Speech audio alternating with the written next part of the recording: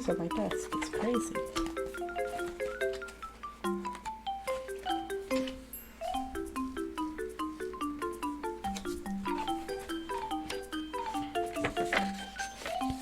Hey, I'm Meta, and this is the drawing show where I talk about everything besides the drawing itself. Today, we are gonna be doing Sgt Frog, whatever that means. I'm not drawing 4 characters. So, I guess, I'll pick 2 frogs and go from there. I have work tomorrow. Not fun, but... Well, I mean, it is kind of fun. But, you know, it's here and there.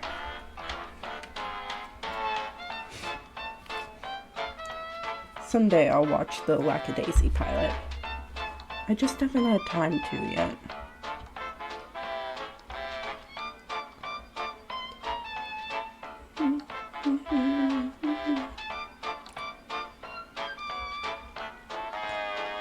Let's see.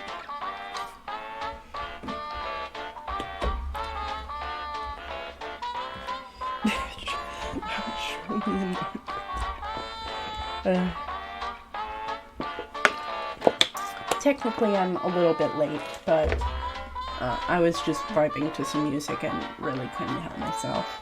So, but hopefully you can forgive me.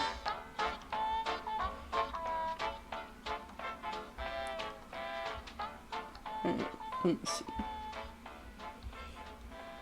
This Charlie drawing I didn't really spend much effort on is getting way more likes.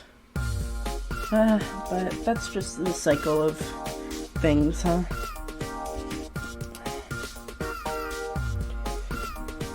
Shitpost drawings will always, well, I mean not always, but most of the time get yourself, let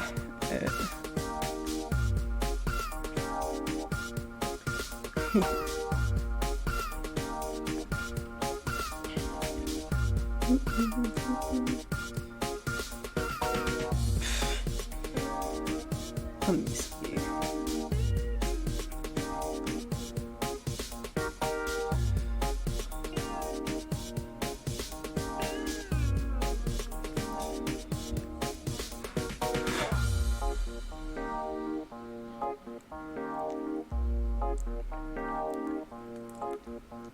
Oh my gosh. Yeah, she's so cute. What the hell?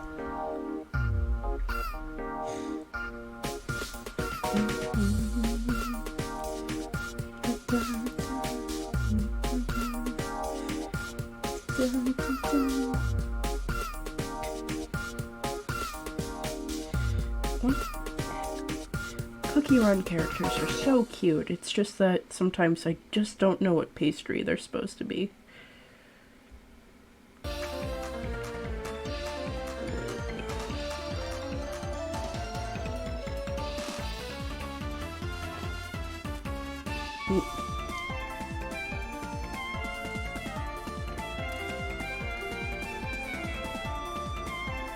What?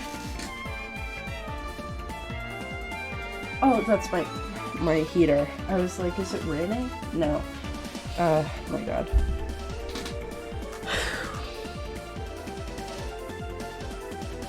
Let's see.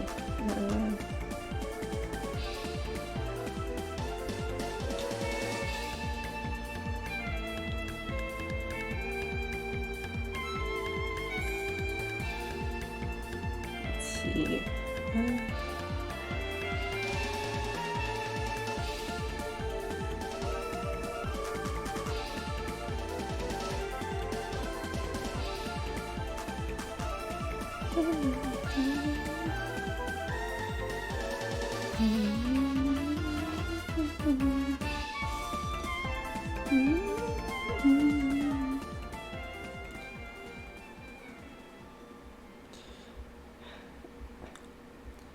I should really get on expressions for my character, but,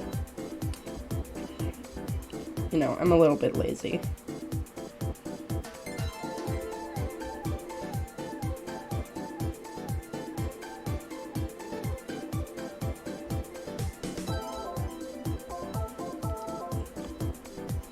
Okay, get off Twitter. Get the fuck off Twitter right now. I don't know what the fuck I'm doing. Alright. The stream title is supposed to be a reference to... Well, I mean, it's not really a good pun, but it's a pun. Kiraro Gunso. Because he's a sergeant. Frog sergeant. You tend to have to watch the, later episodes in Japanese, so you can see his vocal tick much clearer in that, where he goes, it's, D-arimasu, though it's spelled D-arimasu, which is basically just, the Japanese way of saying, sir, at the end of a sentence. Kind of like how cat girls in shows will tend to have vocal tics where they say meow at the end of sentences.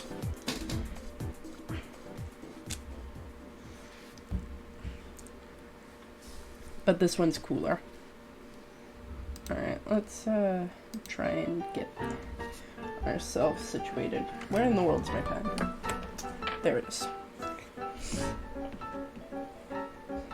I know I want to do a Kululu human, so, well, let me just do 2 figures here, and then another layer, because we're gonna draw a regular Coronian, also.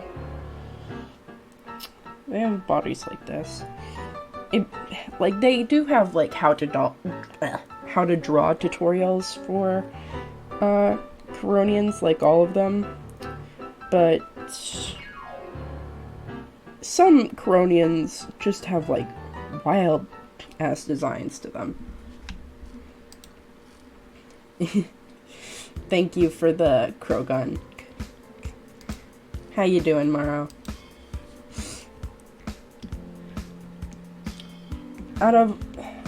Let's see, I guess we can do Keroro and Kululu, because they're the funniest characters. And, I'm just not, I don't want to draw four fucking, well, no, I would have to draw 5 characters if I wanted to do everyone. And, yeah, because I forgot, Dororo. No, I actually forgot Guroro, but it's pretty funny that all their names are just about frog sounds. I don't know why I watched this when I was so young, but it probably screwed me up in some ways.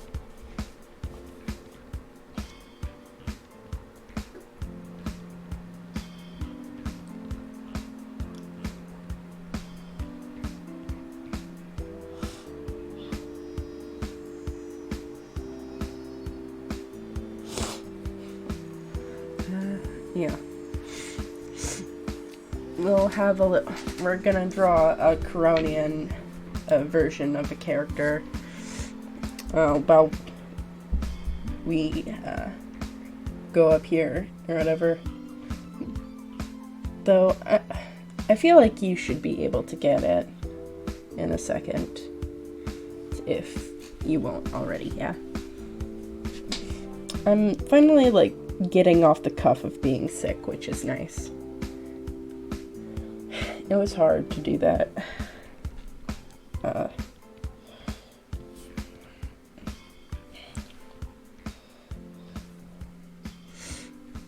But I feel better now.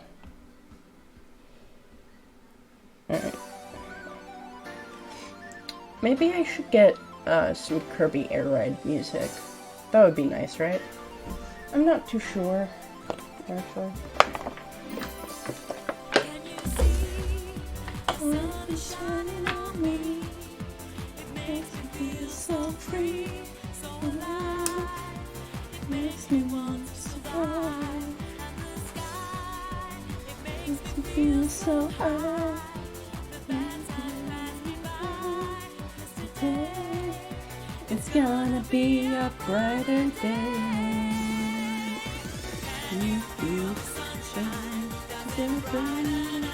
Oh, also, it's gonna be April Fool's Day, so I guess this is the April Fool's stream, which makes kind of sense when you think of the characters we're doing.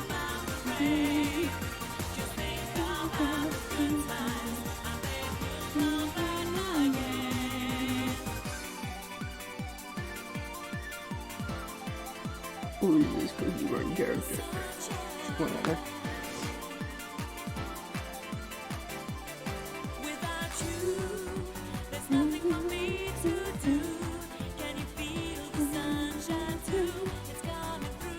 Alright, let's see. Well, I mean, I guess since they're not,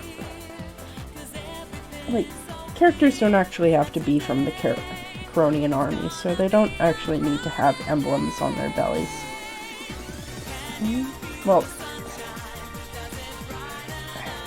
frog lore is confusing. I was thinking to make my account Quirky Enthusiast for the day as hee funny joke, but I didn't look for anything funny to post, so meh. Yeah, I mean, I guess you could post Toboggan Quirky's splash art, but I mean, I feel like that would be just a better profile picture than anything. People really have taken, like, there's so many jokes for Quirky that are, like, being willing, like, there's so many things there that you could work with, but no one's done it. It feels like a missed opportunity in some sense.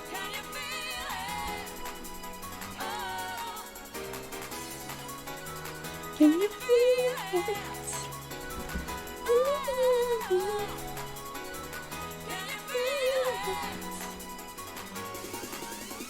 Can you feel sunshine? Is it one out there? Don't you feel that sometimes you just need to run away? Oh, sunshine, forget about the rain. The good times will be alright.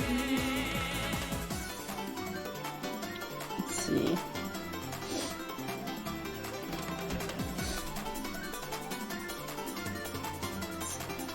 Or is like this. Waluigi's like that. Because I don't think that Waluigi... Is Waluigi's emblem like this, or is it like this?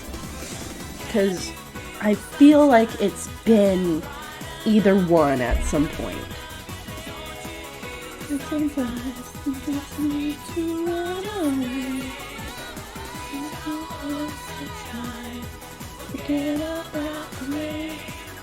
The right one.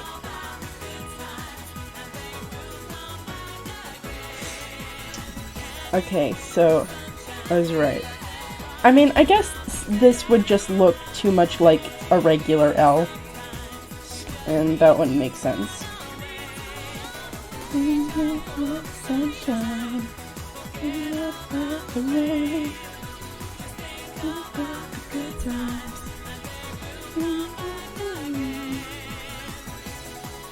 when you think about it, fake Pino is kind of like Waluigi.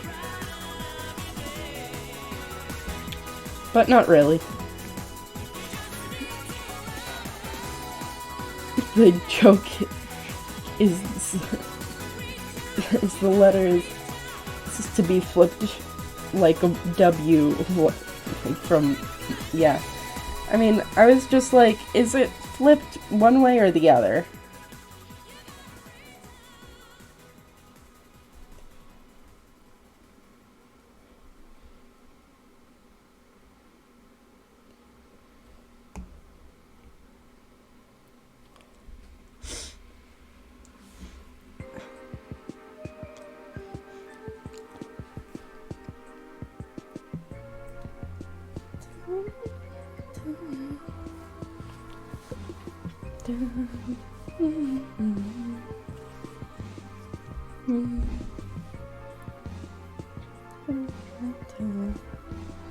frog, like, I bet animating this would be real simple or whatever, but just, like, drawing it's weird.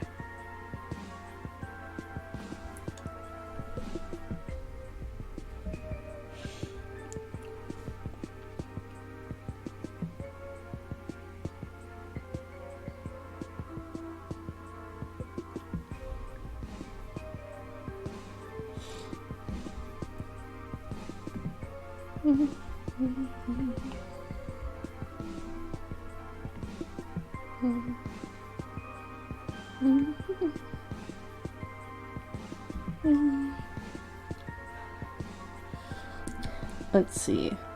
But, let's see.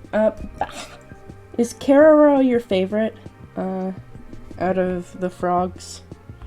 They're they are very strange and silly creatures.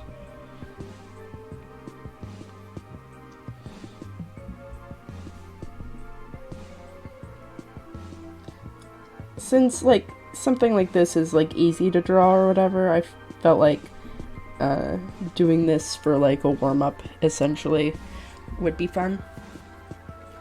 Also, people think that his canonical name's, like, Bruno or something because of the pizzeria that is in his boss fight, which works pretty well, I think.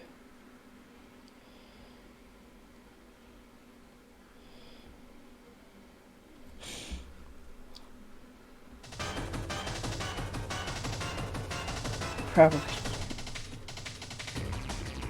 Now, the only thing that I really need deciding on with this design is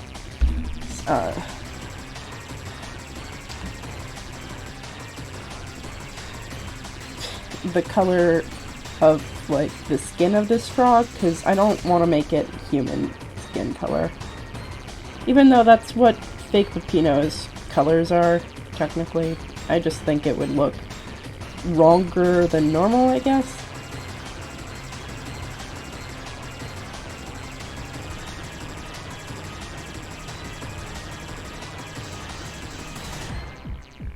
Anyway, I'm doing this whole joke here because like the emblems that the characters use or whatever at the top of their hats is just a really good opportunity to, like, do this.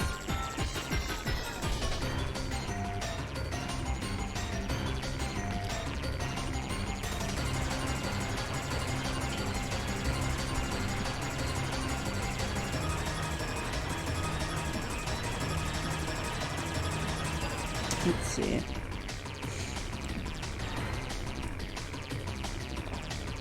In terms of, like, likability, I'd say that Keroro... I mean... Let's see. That's actually a hard question.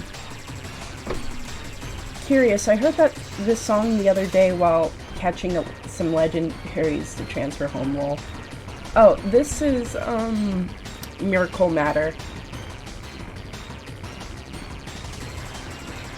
So, yeah. Because I really like the beginning of the song quite a bit.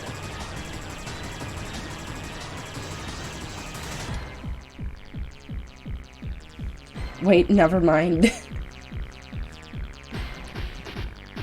You realized that it was Miracle Matter?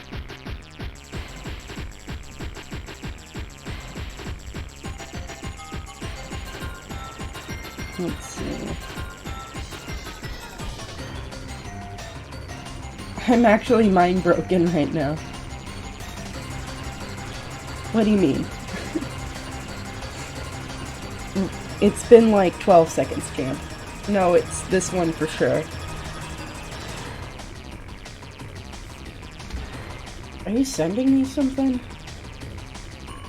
Because I'm pretty sure you're not.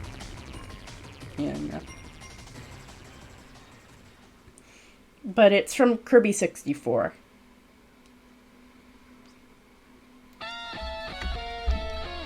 This is not from Kirby 64.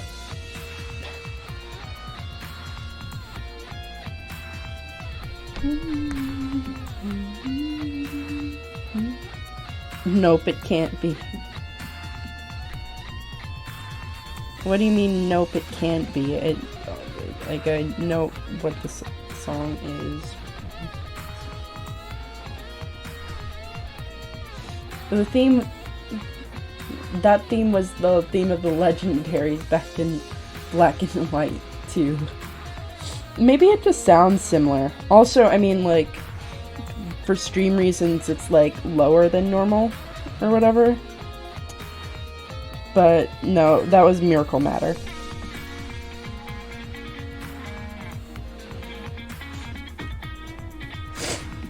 It's sad that Peppino only has a white... Canonically, he wears a white tank top because he cannot afford an apron.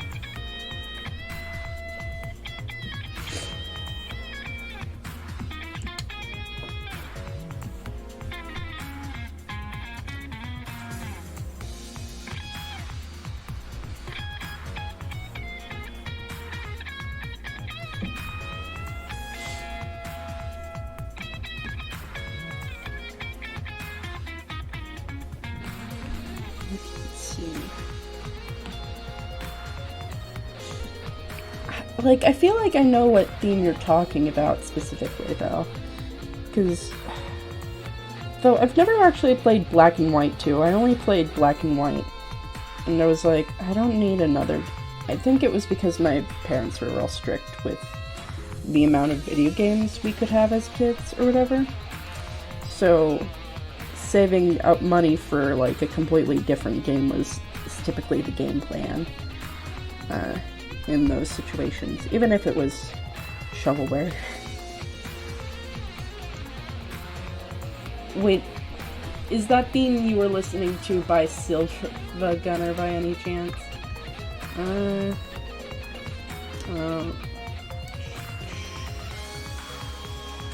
me see. Should be somewhere in here. Payback. Yeah, Silver Gunner.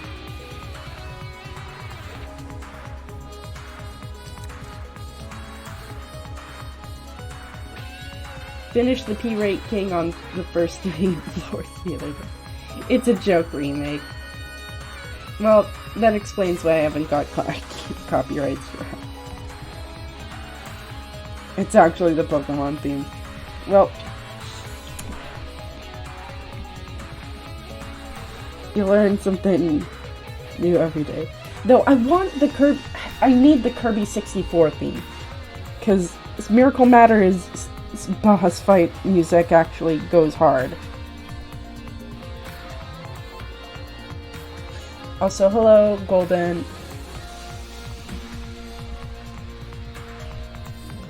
My music catalog is just kind of getting out of hand at this point.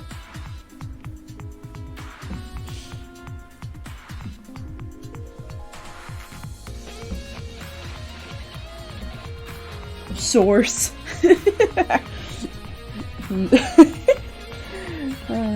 Anyway, I'm good. I'm happy that you finished P-Rate King all the first 3 floors. Apparently, proof question mark. See, it sounds unlikely. Where's your? You want proof?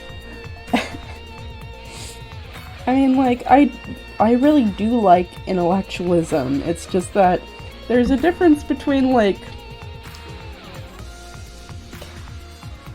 someone making an actual, like, theory and, like, basis or whatever, and someone making a joke or whatever, yeah? And, you know, someone going, oh no, don't take that seriously. Like, I don't appreciate them too much about that, yeah? But at the end of the day, like, some people just need to chill, also. Like, art has meaning, but not every... Let's see, what is it called? steps on Pikmin Reddit is that the Phoenix Race Ace Attorney OSTI here. Yeah, do you yeah, they're going crazy over there. I guess what I'm saying is that art can be a lot of things, but it is not a Reddit post. Not even Reddit posts that contain art within them.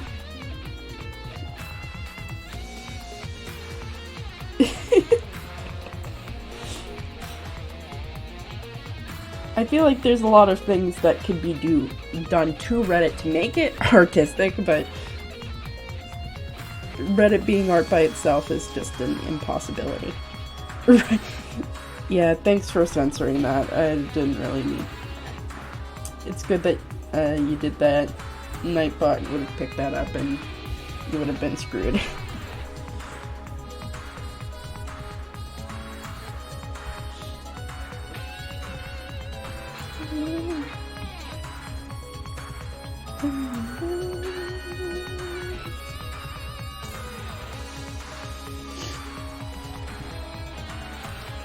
Let's see.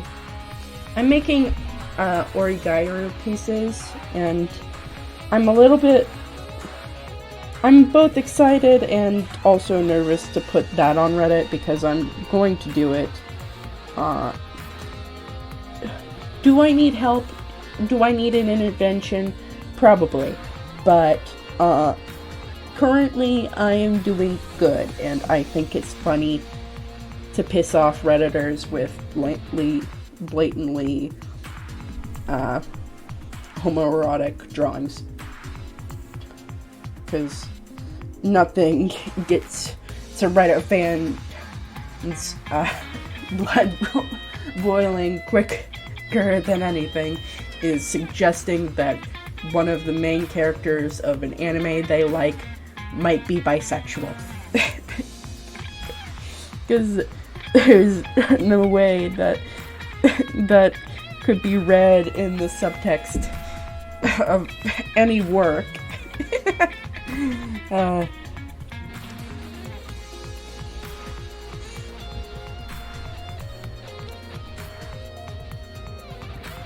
But they also hate women for having opinions, so I don't really understand.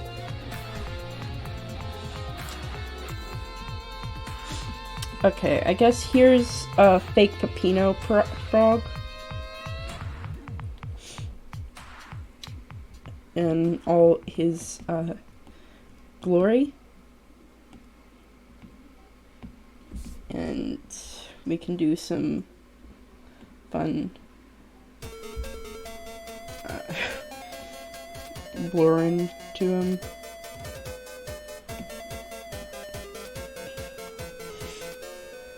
A little bit of noise.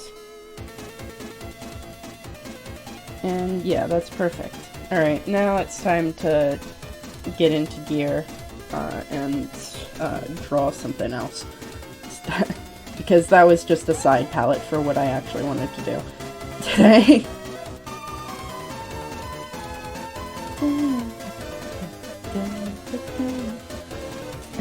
I wonder why there are frog clone Peppinos. Peppino served in the Great Charon War, but is now running a pizzeria, and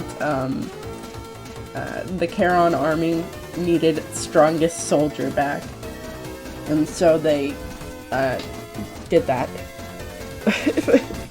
My guess is the old cliche of cloning dynamos with frog DNA. That would be funny too. Except the dinosaur is Peppino. Alright. I'm making cool. So, I'm making humans. One's Kululu and one's gonna be Kararao.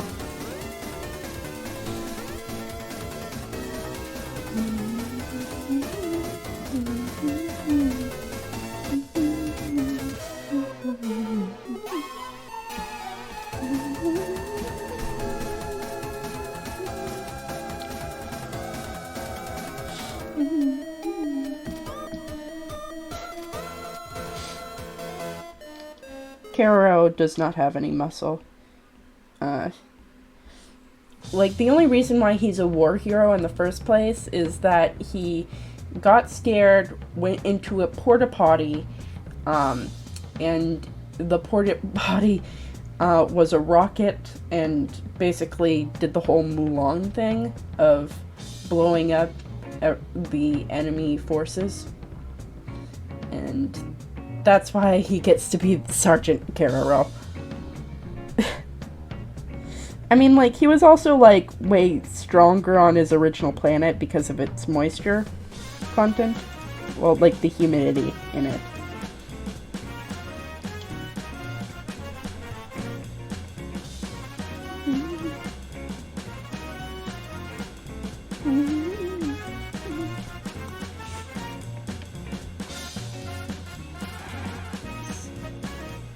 Middle-aged.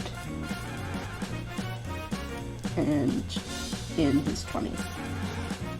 Because it's not really clear in, like, the anime, but in the manga it's more clear that Kululu is actually, like, one of the younger characters in the platoon.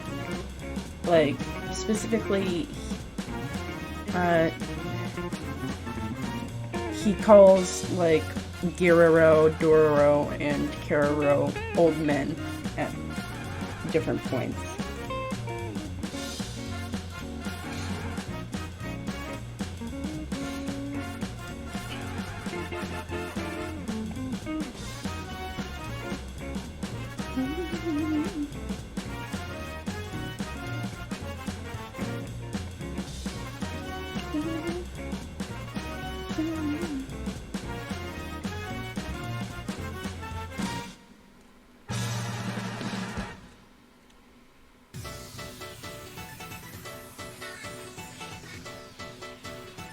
I love me some Singapore.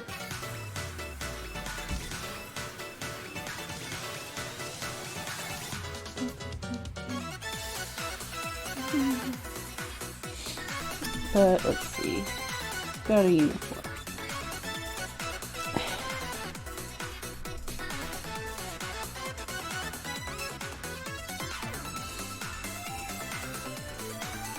Kararo funny.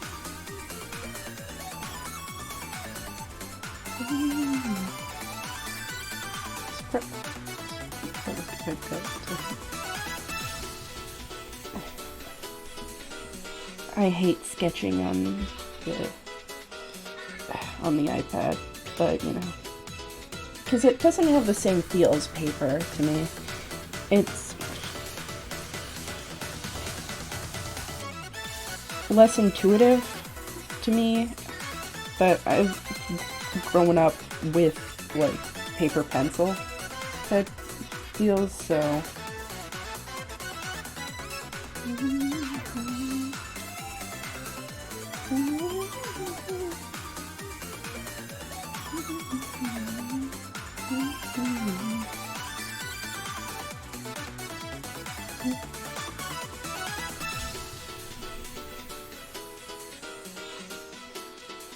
just put paper over your screen and press really hard with your pencil. I feel like that's just going to rip some paper and damage my Apple Pencil. No thank you, Golden. Also, it wouldn't feel like paper and pencil either, because unless you're talking about regular pencil, paint over screen, buy newer screen each time.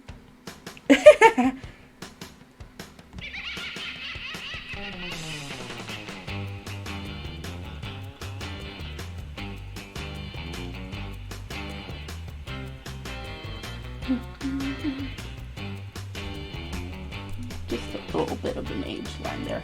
Yeah, use a really well sharpened pencil. Yeah, both of those ideas would require me getting a new screen like every 5 seconds.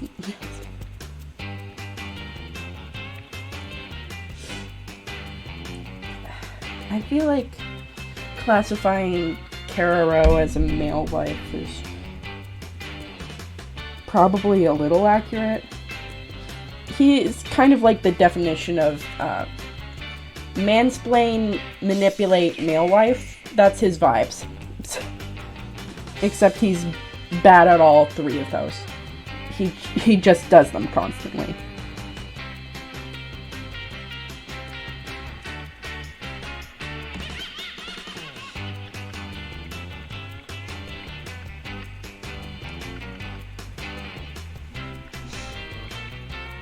Something like this.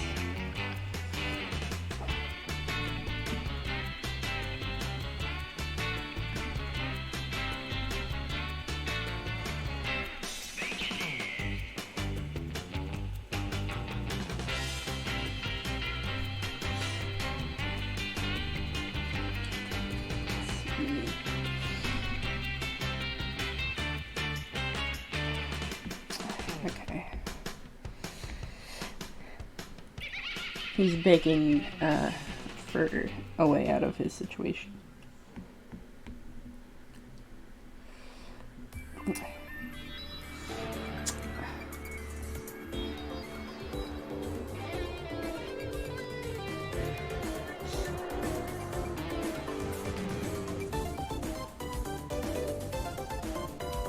see. That works. Also, my new plushies came in today. Ooh, what kind of plushies did you get? I didn't actually hear about you getting any. Though, you probably didn't tell me. Or maybe you did and I just forgot. Renekton plush. One day late for my birthday, but very good. Woohoo! We've got...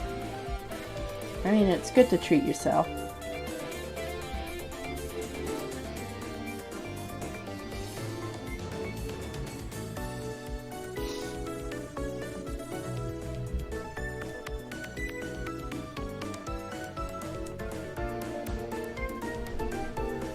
Yes, happy late birthday. Registill, Regigigas, Manaphy, and Wydeer. I forgot what Wydeer even looks like. Let me be right back. Oh yeah, you got a Renekton plush on the way, let's fucking go. Okay, yeah, okay, I got the Wydeer. The Regigigas.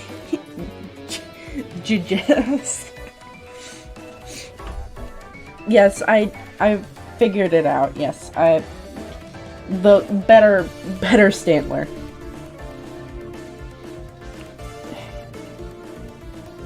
I'm so glad that they fixed him, because goddamn, it's like everything about him, like he just kind of sucks. Old man beard Stantler. Stantler is just kind of like an ugly ass Pokemon, okay? But Wydeer looks fucking cool. I know who you're talking about now.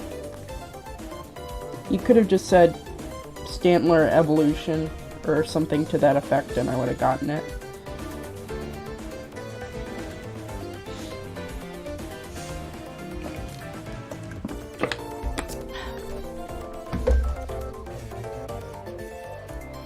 Let's see.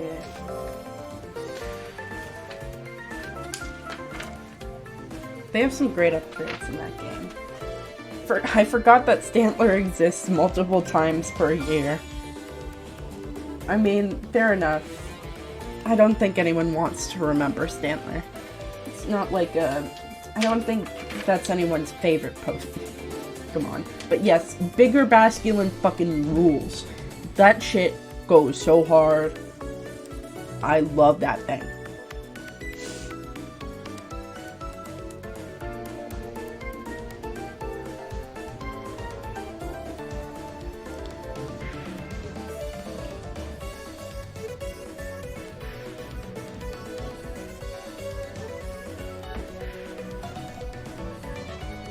Oh, also they made bigger pufferfish randomly.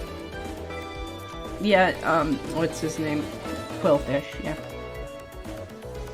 I got everyone.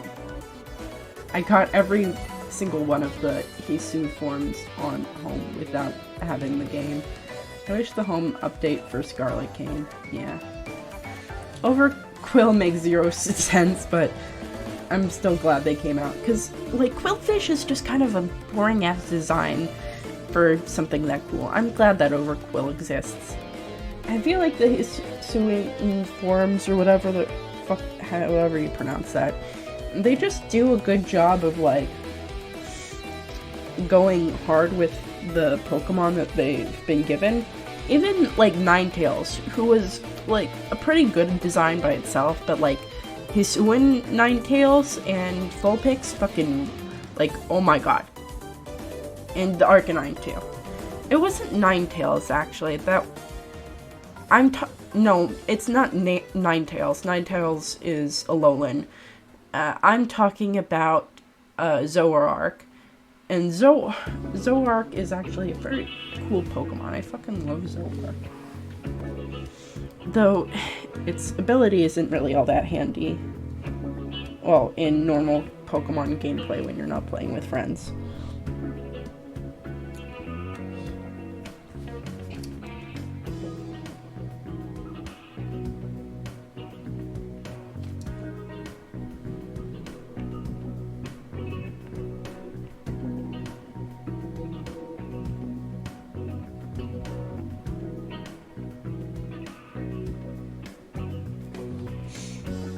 Hello, Caravan. The Marshmallow Zoroark. Snail Gudra is sick, but I'm not gonna be able to breed it easily because the first form is the vanilla form. Yeah, it's true, it sucks. I forgot what my original human Kululu looks like, so I'm gonna look that up again. I know that I did something with the headphones.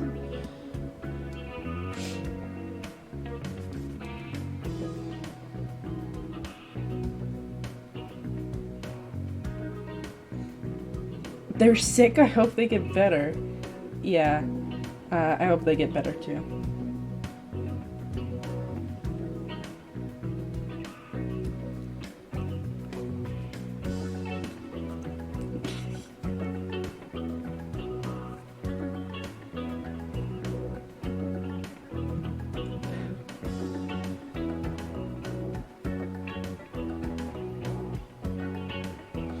I should probably make an edit with just the swirly glasses, but...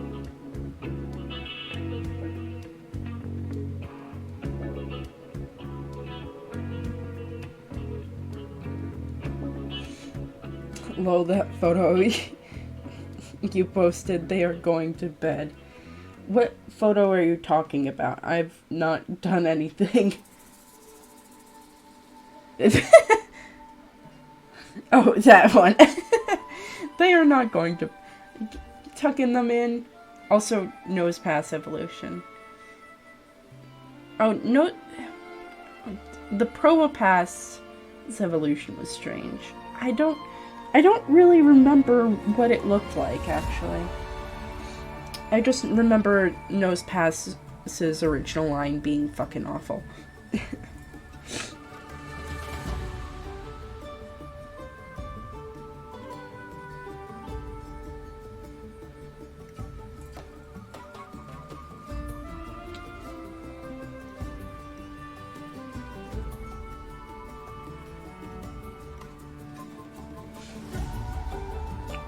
Me have DM'd it on Twitter.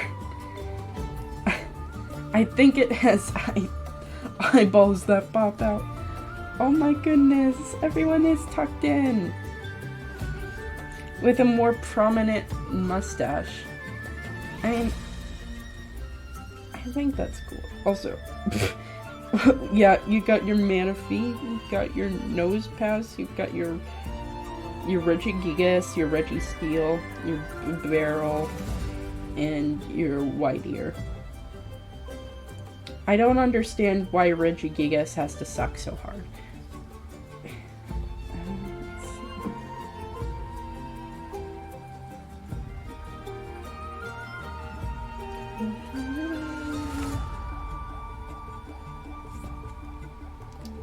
His name is both Kululu and Kubaru. And that's just how it be sometimes.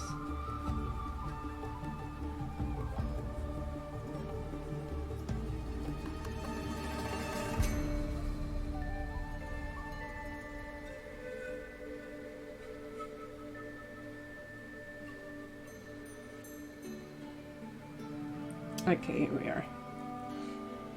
Regigigas. This is the only Pokemon with an ability in Legends Arceus. Oh, that's something else.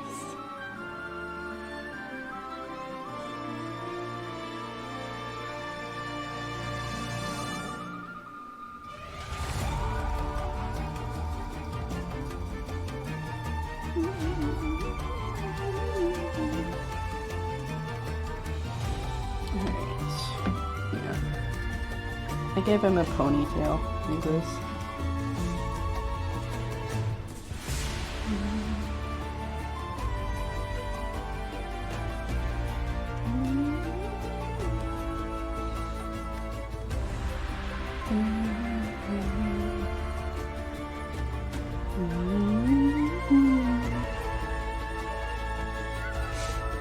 The ability to suck, is it still 5 turns? I'd like to know that. Nah, they are just very sleepy and need to start later than the others. How does it even work there? Yeah, that is true. I would want to know, because is it as unplayable? Because, oh my god, Regigigas is so unplayable. Like, once slow starts over, you don't even get much out of it, either. Like, oh, now I can use my Pokemon? While everyone else has been using their Pokemon this entire time? That's crazy. I never knew I could do that.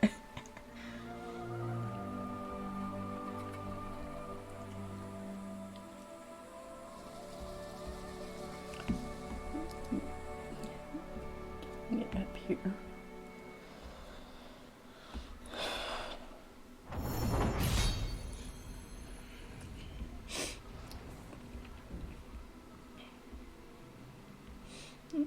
He's eating curry.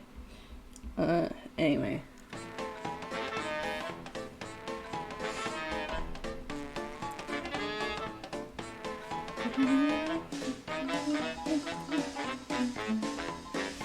Oh yeah, he has sweatpants on too.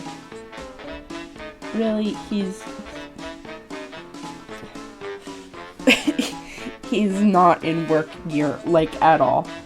You would not think that this man is of a higher ranking than things, or whatever.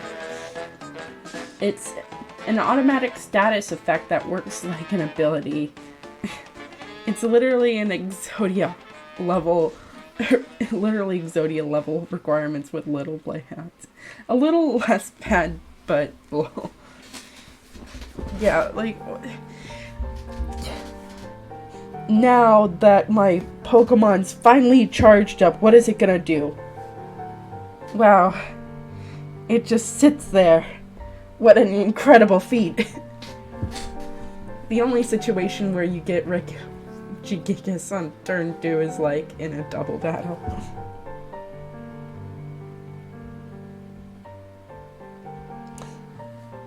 And that's only if your partner Pokemon has ability switch.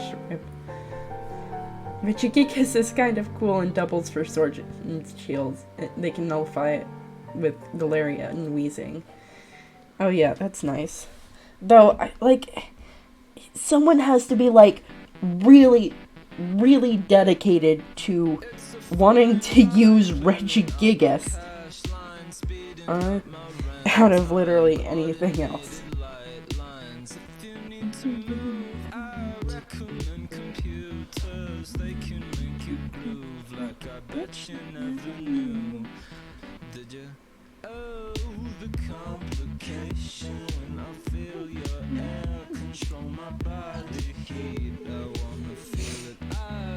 I might get rid of Kiroro's hat. I don't like hats.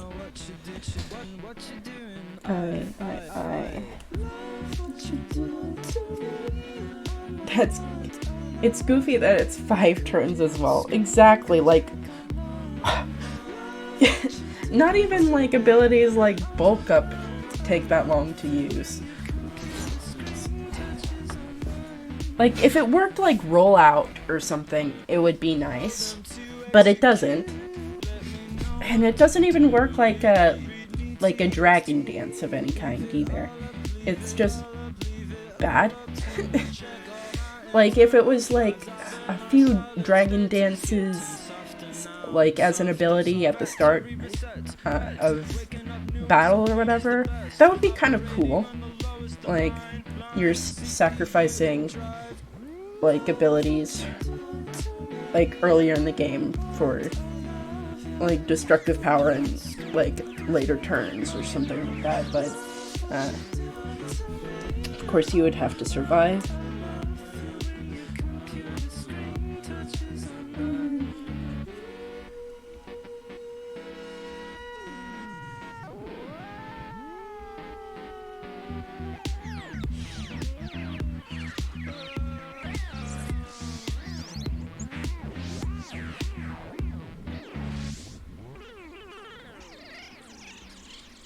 Also, they can't use Protect and have no recovery moves either, so you just have to wait for 5 turns.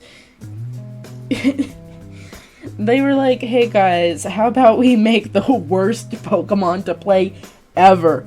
And they went, yeah, we can do that. Like, Sunflora has, like, ridiculous, awful spreads for stats or whatever. But, like, it's not trying to be, like, a cool Pokemon or whatever. But Regigigas is supposed to be, like, the king of the Reggies. The only salvation is Double Team, but it's usually banned. Yeah, I mean, like, people could just cheese a lot of things with Double Team, though. Competitive Pokemon's cool.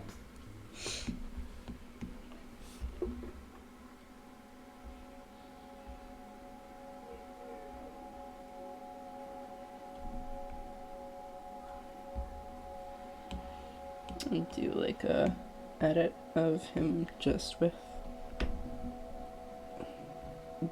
specifically, and then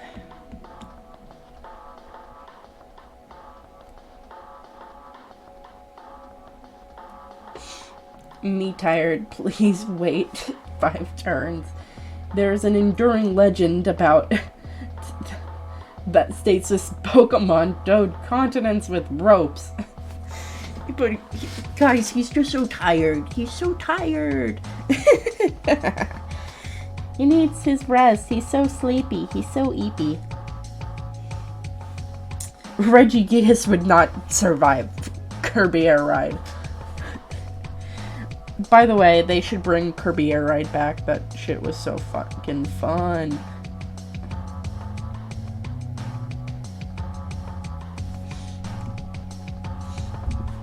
Regigigas in the movie spamming hyper beams 3 per second. Regigigas in the game. Snork. Me me me me. Snork. Me me me me me. They would be unstoppable if not for the tired sleepy. I mean, that's just... I mean, like, I would also be unstoppable if I were not tired sleepy.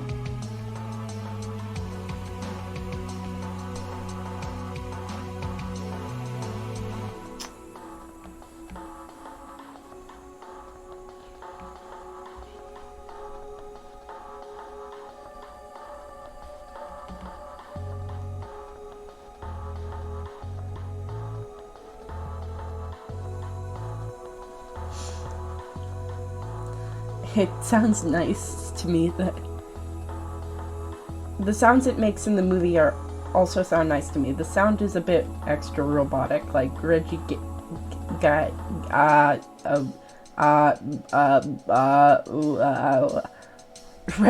sound fucking haunts my dream. It's so good. Some Pokemon cries, I'm like, what the fuck is that? But in others, I'm like, yeah, that's exactly how I imagine that shit to sound. That's exactly what it would be like. Like, Skitties is just so cute. Like, it, like, fills my heart with joy. I mean, it's just a kitty sound, obviously, but, like, it's just, like, it's, like, a distorted one that's not scary. It's just... And it's cute, okay? It's how, like, I yawn.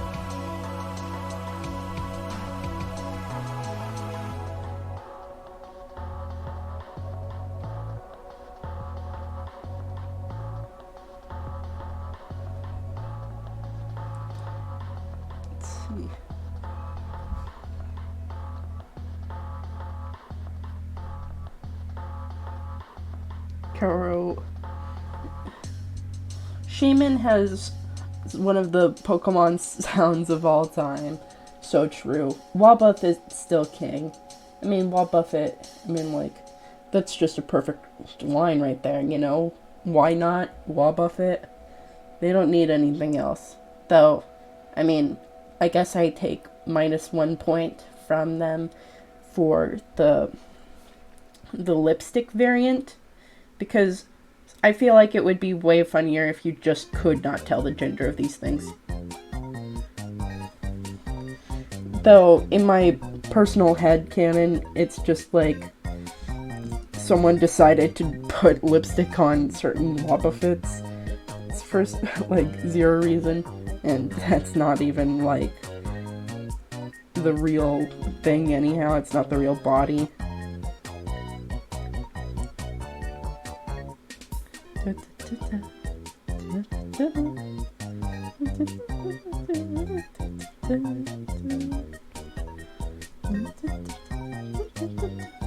Alola Mola is doing a small dog howl's funny to me as well.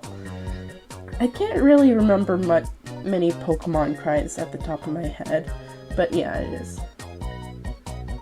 Which Pokemon do you think most describes you? That's a good question. I mean, there's so many now.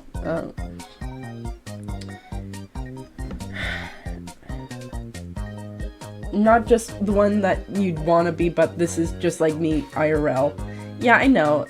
I mean, because there's a lot of Pokemon that I really like that just aren't me, you know? Like, I really like Lilligant, but I'm just not that kind of person, you know? Okay. Mola. Thanks, Maro, for making me read that. I love you. Love you, man. Let's see. But I tend to feel, like, small and fluffy.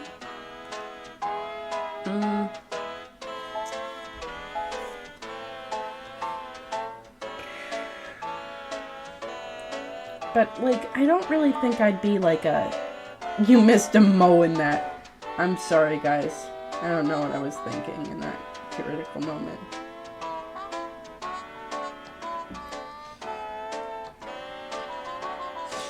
I guess, like, Miss Drevis would be, like, the... like, choice or whatever.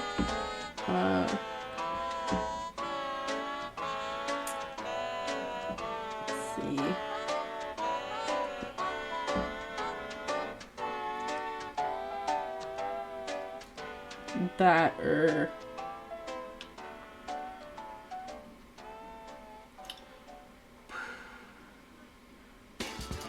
Hisuian,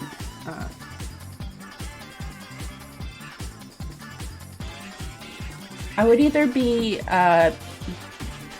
Miss Drevis or Hisuian Zoroua, though Marsh Shadow does, like, speak to me on a personal level. Be Ditto and be all the Pokemon at the same time. Only correct choice. Alright, let me say that again so that my chat doesn't get mad at me. Mola. There.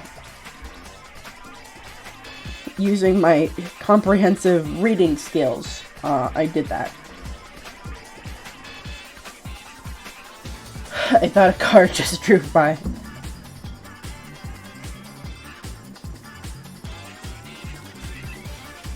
Woohoo! Yeah, those are pretty metacore Pokemon. I don't really know what metacore is, but thank you for inventing the genre. What is something that is metacore, Caravan? Mispronouncing names? Nah.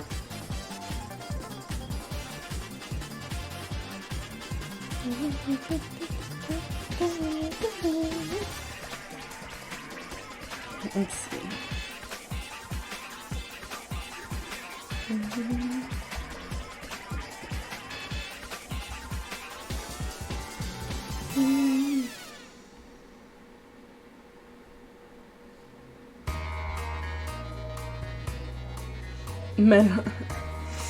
Metallic Joker doesn't want to be Metagross. Big. I just don't feel like I'm a solid steel type Pokemon with 4 arms. Like, I just don't feel like I'm that smart either. Like, I don't think I'm a very steel type person, Morrow.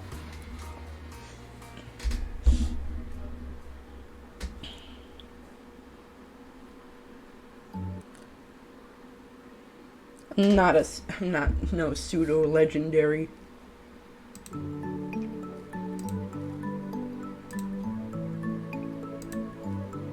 What about Aaron? Those wide brimmed black hats with a giant purple feather in it? I don't know. I'll write that down. What? I mean, they are basically a Pikmin goober. How about the hot chocolate part? No chocolate Pokemon yet, what the fuck? We can't have anything nice. This Pokemon doesn't care. All we've got for drink Pokemon is Sinistea. And that's British shit, okay? I ain't from Britain. But yes, I feel like if I were steel type, it would probably be Aaron. Because he's just a little guy. Kind of looks like an autism creature, too.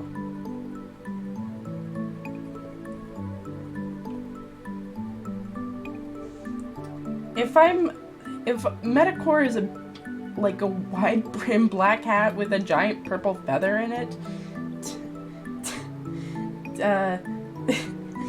then I would probably, that would probably mean that, Honchkrow is Metacore.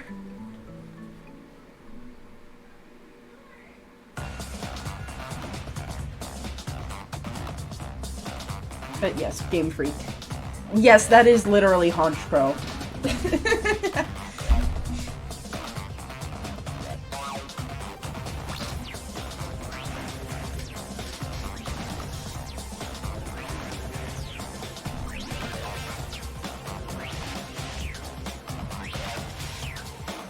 I want to do a Sgt Frog retrospective sometime. Whoopsie. Also, I have a Honchkrow plush too. Oh, that's cute. Honchkrow looks like the type of Pokemon that would be super huggable, but once you hug him, you would also get attacked by 1,000 tiny Murkrow or whatever. And I don't think that would be totally worth it, but it would be kind of worth it because Honchkrow just kind of looks like a big fluffy bird. And I would out of the Pokemon birds, I feel like Altaria, obviously, number 1 huggable bird, number 1 huggable Pokemon bird, but I feel like Honchkrow does have a decent chance to be one of the most huggable bird Pokemon in the game. You must give them shiny gift first. Sick 'em, boys. Yeah, you get chased down by the crow mafia. I'm gonna be wearing some cement shoes for that one, guys. All of you are my little mercrow.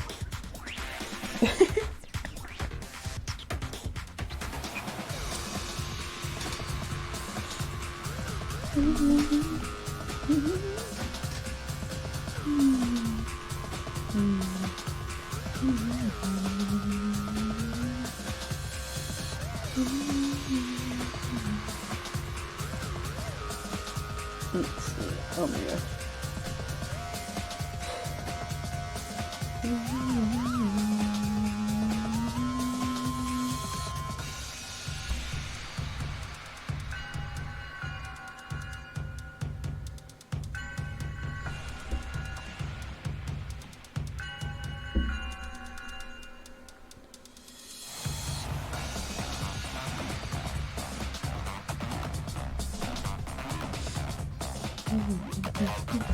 Anyway, let's see.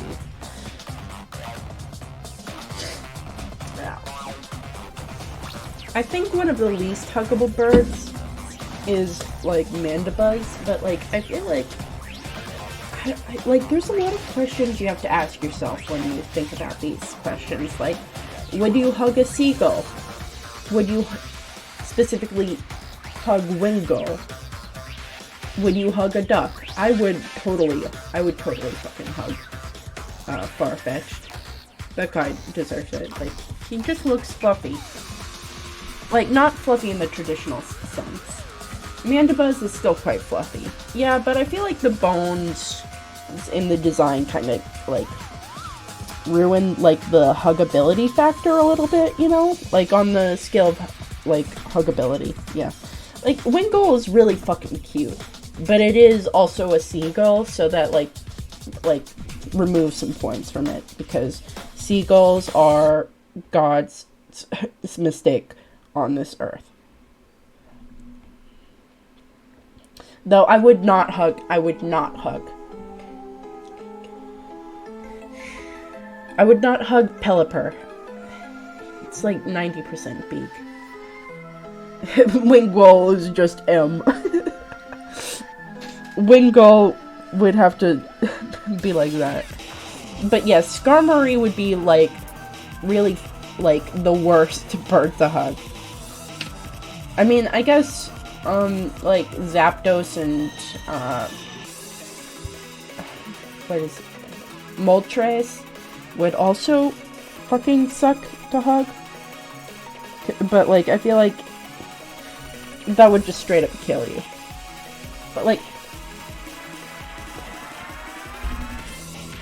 I guess, like, straight up killing you is, like, worse than... Yeah, if Skarmory's been out in the fucking sun, that shit's gonna hurt so fucking bad. Ugh. Though, I mean, like, I guess, like, it would also be the same with, like, any Pokemon made out of stone, either. Hugs Halucha, gets suplex. Yeah, plus they're supposed to be, like, aerodynamic and, like, muscly, so, like, it wouldn't really feel all that nice, either. I mean, I'm just not the type of person to like, firm hugs. I like soft hugs that you melt into. But, like, hot concrete fucking blows. It sucks. And, like, I've lived in an area all my life that has, like, concrete that regularly comes up to temperature to fry an egg.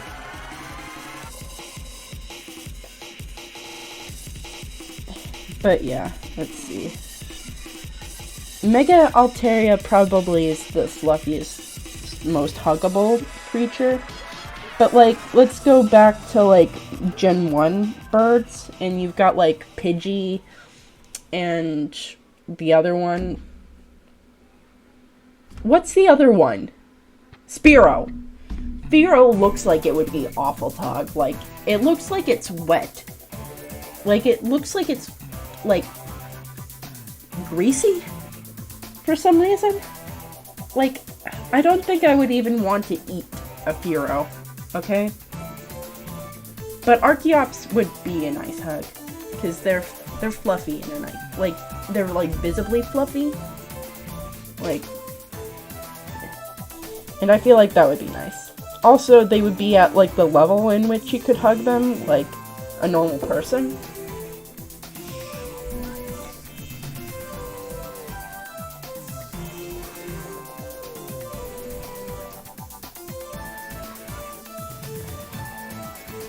Anyway, I totally forgot about the fact that Spearow even fucking exists.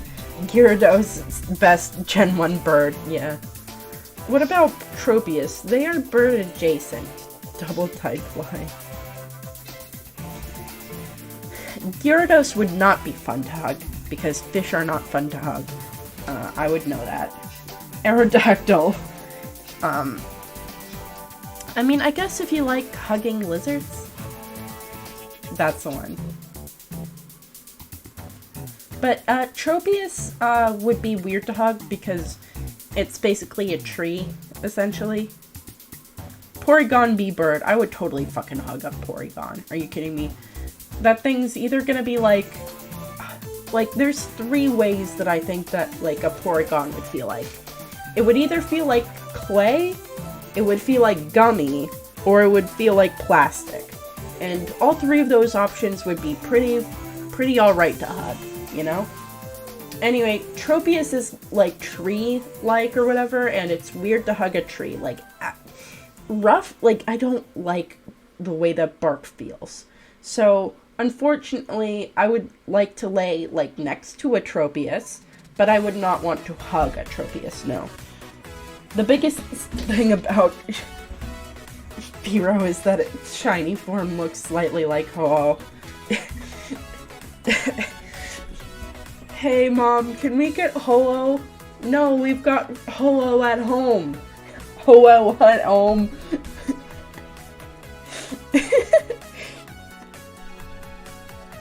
It probably has better stats than Ho-Oh, which is stupid.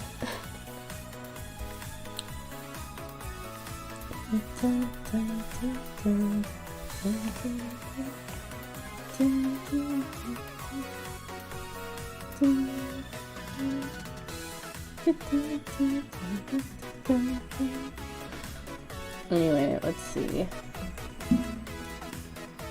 I guess out of the options, I think that Porygon Z would probably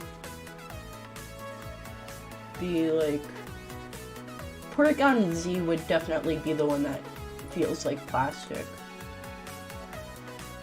And then there... I forget the other type. What the other names of the 3 Porygons are.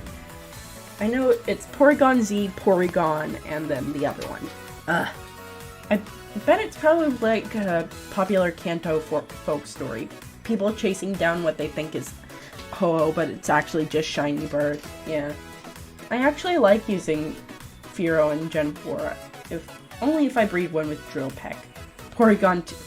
Okay, it's just Porygon 2. Are you kidding me? Ah, that's stupid. But I do like myself Porygon quite a bit.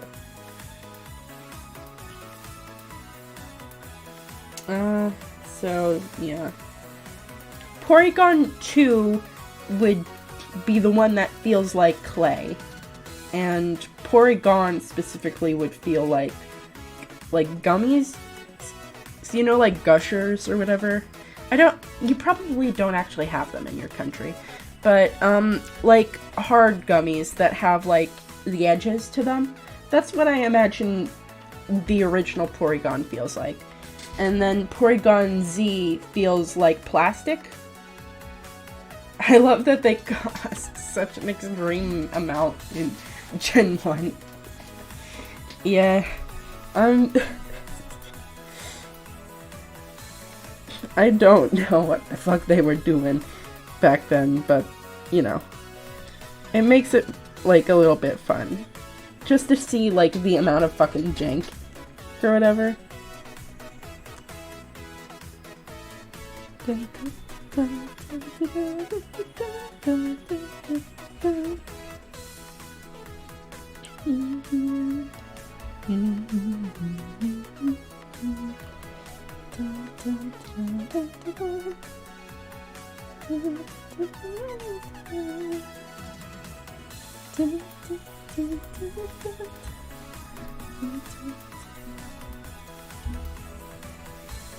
Oh, Porygon in Gen 1 competitive has a niche where it can beat Snorlax. It's the second best Pokemon in the game. It's fucking crazy.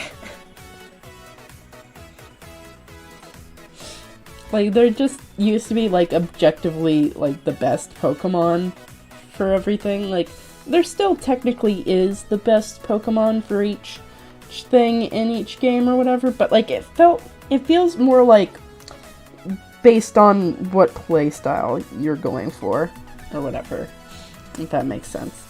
Like, I feel like you can make a lot of teams work if you just have the right, like abilities. Taros in Gen 1. That sounds like a nightmare.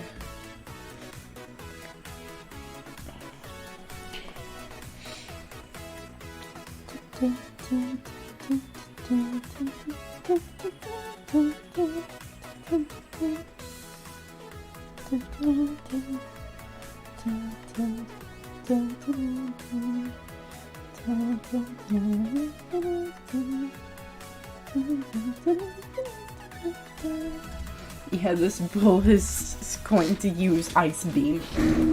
Fucking crazy. The amount, Ice type moves, go, so fucking hard. It's just that Ice type by itself, the classification, sucks overall. It's sad. Lots of normal type Pokemon Gen 1 guys have wide ranges of moves. True. Plus, they didn't have, the same, amount of balancing between typings, so shit was just kind of all over the place. They're like, oh, I guess make this one that. Yeah, I love a lot of ice friends, but they did not have the best time. Yeah, exactly. I mean, they're getting better, question mark, but, you know.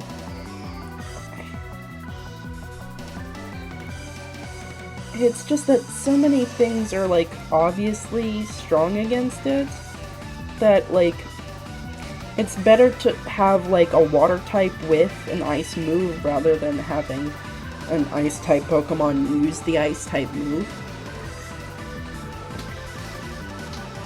Just because you won't be punished so aggressively for it.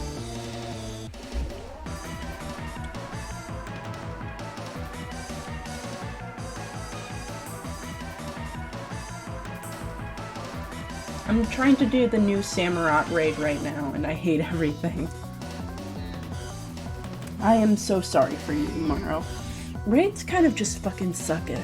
But I think that, they're fun, as a concept.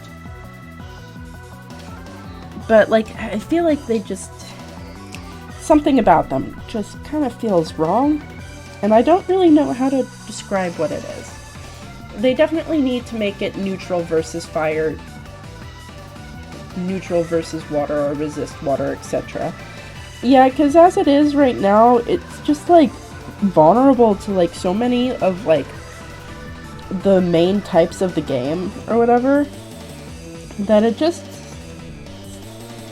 can't do much. Sure, dragon types, that's a good thing for them, but, then fairy types exist. Yes, also fire does not do much to ice in real life, yes.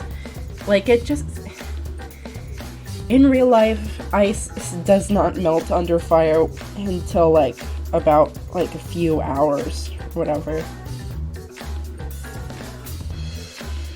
It's much easier for things to get cold, hot, or whatever. Well, no. It's easier for things to cool down, that kind of thing. Literally nerf the freeze status effect and buff the other from the type from other ways. Yeah, like it. Like they just. It feels like they just give all the power to the ice type moves instead of the ice type itself. And so it's just a constant like feedback loop of this thing's too strong. Okay, we'll make sure that this thing isn't too strong then. And you just kind of get stuck in a feedback loop. Yeah, I like that they reworked Hail into Snowscape, giving it a fence to ice types. Yeah, it's nice. But also, like, it sucks for, like, a lot of, like, the dual typings of it, too. Also, since Fairy exists, it's, like, domination over, like, dragon types is just, like, not that big of a deal anymore. It feels like Fairy type just kind of came out and was like, okay, we realized that ice might not be powerful enough by itself to totally defeat the machinations of dragons, so here's a new type. Turn freeze into frostbite or something. Make it drop speed or in something else, for example. Shout out to Snover being OP in some generations because they would ban Abomasnow since Hail was too strong in some fucking metas. Freeze is a fucking hair shit anyway. Oh yeah, why aren't fairy Pokemon weak to ice? Yeah, I don't understand that either. I do like that Poison got a bit of a buff because of its effectiveness. Yeah. But yeah, like, it's so rare that you get a freeze on an opponent anyhow. Anyway, Abomasnow fucking, like, that's just, like, that pair of Pokemon are just so cool. It's just that also, like a fucking 4 times weakness to fire fucking sucks. Oh my god. It hurts. Like, you either have to make it cracked or basically underbaked. It's like the single worst typing you could have possibly gotten for a Pokemon. Even though, like, it literally makes sense. My Snover plush is a beloved. Snover is so fucking cute. Oh my god, Snover is just like... And Abomasnow fucking rules too. Like, that's just such a cool design. Like, they did such a good job on that. They introduced, like, a ton of ice types in... What is it? Gen 10? No. I think that Ice Normal is pretty rough, too. Ice Bug up there. Yeah, Bug type... Like, I don't really know what the fuck's going on with Bug type, but it is. It's not having, like, the best time. I know that for sure. And it sucks because Scolipede fucking rules. How about Mega Abomasnow? Does Pokemon even know that Mega Evolution exists anymore? I feel like they just, like they're like, oh my gosh, new gimmick, time to go, and then they just drop it for, like, an entirely different thing. Like, we've got Dynamaxing, and now that's probably no longer a thing. And, like, just pick a fucking gimmick and stick with it, okay? Like, it feels like they keep doing the same thing repeatedly. But, like, I know, like, mechanically, they aren't the same thing. It's just strange. Mega Snow is okay. Just took up your Mega slot, unfortunately. Yeah. I mean, Yeah, I'm still appalled that they didn't give the Kalos starters Mega Evolutions. Yeah, that's so true, like, what the hell? I wish that they would keep Terra for the next ones, like, except visually it's legit one of the best gimmicks ever. And then you can give it to your give you a Kanto starter to Mega Evolve later. And then you could give you a Lucario after the fighting gym. But like, some people say that this is an easy game, that this game is for children, and I would tell you you are correct, because I just want to have a good time. I just want to be a cool Pokemon master. Are you kidding me? All that like optional shits for like the big brain heads who play this children's game competitively. But you know, you've got different user bases essentially. You got your casuals and your competitives and all that. Wowie, Charizard, how is it that Game Freak lets you have 2 Mega Evolutions? Yeah, Charizard's really, like, Game Freak's favorite child. They don't even fucking hide it. They're like, yeah, Venusaur, Blastoise, yeah, you get 1. But Charizard gets 2. This is Del the Rock gets it in.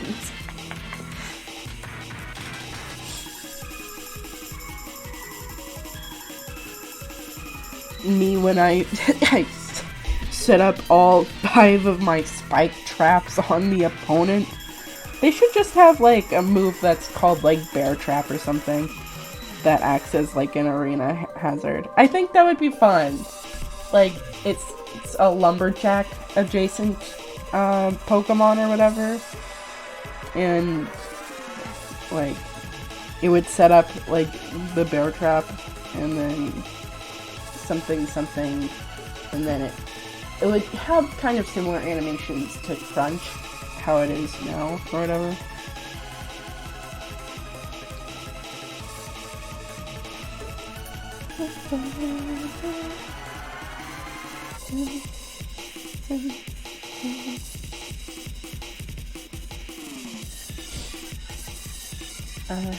I love when there's 4 Pokemon types with Del the Rock.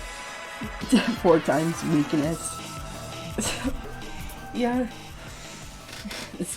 Del the Rock is just a really funny move that you can use for all your friends. Like, okay, Charizard, you're going to hang out with Frostmoth and Ninjask.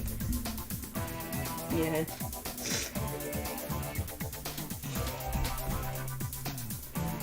What's Ninjask's counterpart? I like playing them quite a bit. Even though I'm just kind of I'm a casual, like the casualist of the casuals when it comes to this game. I just like winning, okay? But, what's the name?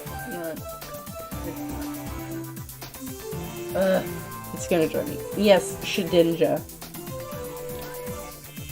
Thank you, Morrow.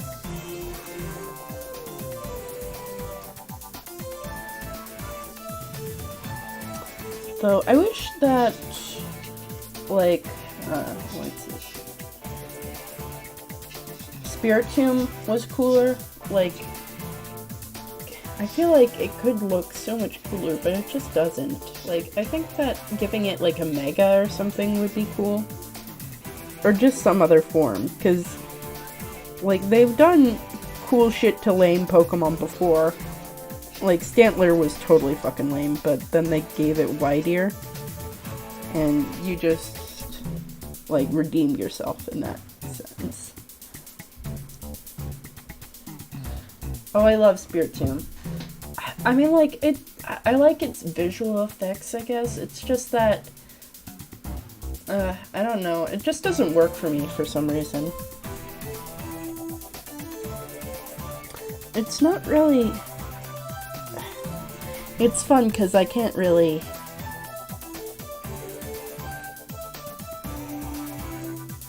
like, place it anywhere. It makes me sad that we probably won't see Shinja in this generation. Imagine that thing with Terra. That would be fucking rad. But, yeah, no. I don't think that they're gonna do that. I never finished my playthrough to Violet, but I had Spiritomb on my team.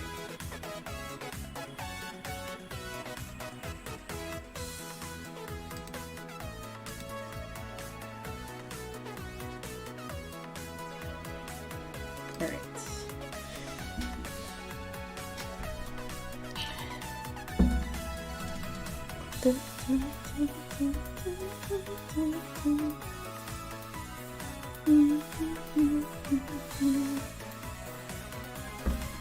Anyway, yeah. Shedinja's just, like, such a fucking cool Pokemon. It, like, just immediately forces you to think. Both for your opponents and yourself, you know? Though, I was a scumbag that used, Prankster, Klefki with Recycle. But, you know,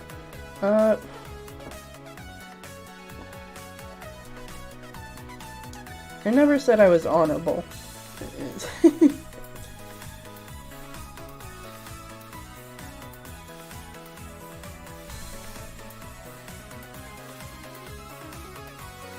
Also, I would save scum the fuck out of my stream. I'm leaving the stream. Adios. I'm sorry, Maro. You can't do this to me. It was my first shiny. Nice to meet you, leaving the stream. See you later. Anyway, if you are going for real, have a good time.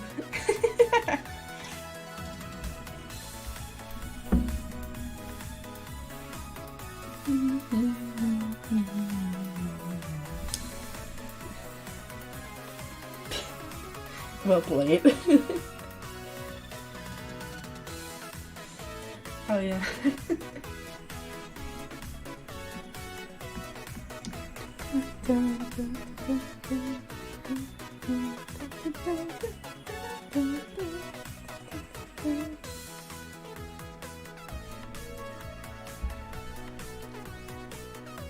I don't know what the fuck's happening, but I never do.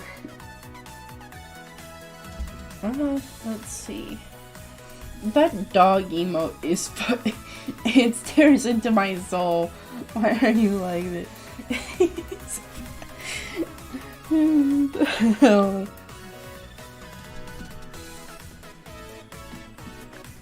Alright, let's get some colors in here, huh?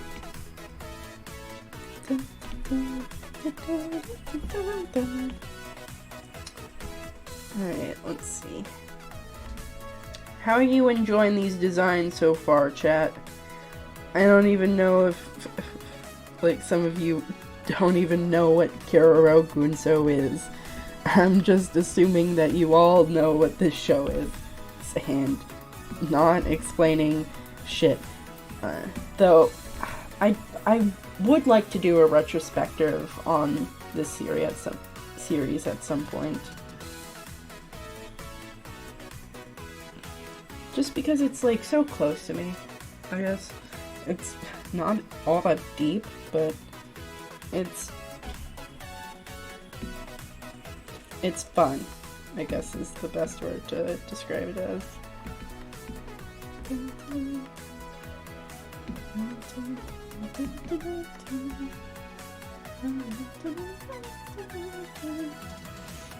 I do not know of them. One of them has the Saul Goodman fit. They are frogs? What do you mean the Saul Goodman fit? Like, I don't... What?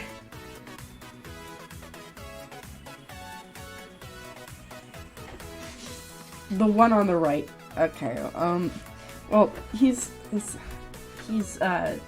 well, it's Sergeant Major Kululu and Sergeant Keroro. I would totally play you an episode of it, but I don't think that YouTube copyright would be very happy with me if I did that. So I'm not going to. But I'll send you, like an episode, I guess. My friend said that Saul Goodman is a man who meows. I mean, that's actually that is true, actually.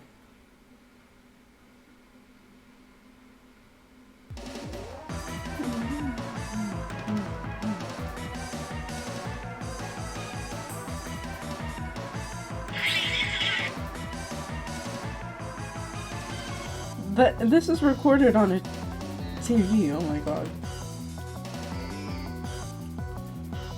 They just have the dress coat and tie.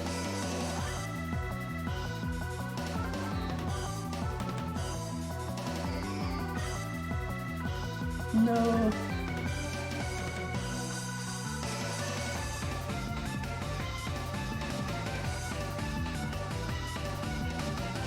And slightly slicked back Saul-like hair. I mean, like, he is supposed to be like a middle-aged man trying to pretend to, like, be a better leader than he is, or whatever.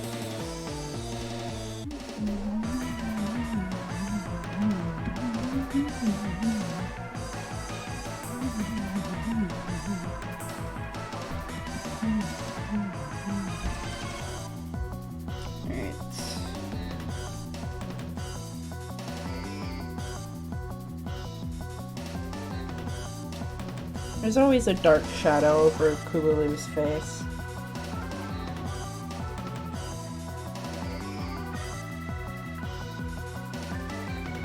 I guess I could send you just like a random version.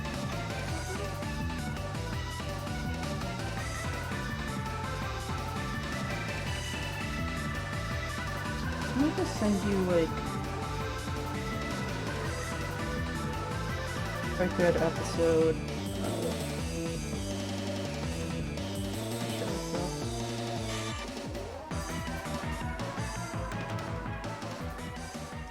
so you won't have like literally any fucking idea what's going on in this show.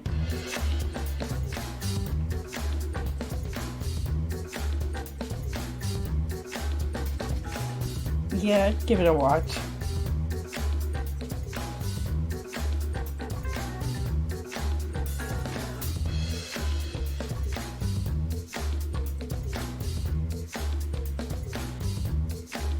I'm trying to find, like, episode 1, but I think that it's just scrubbed from YouTube. Makes sense, but still.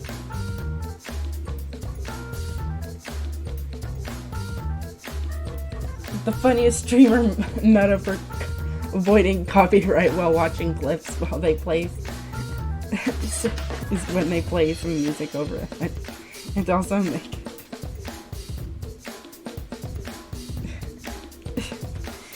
while they also play music over it and then also make it small inside the layout.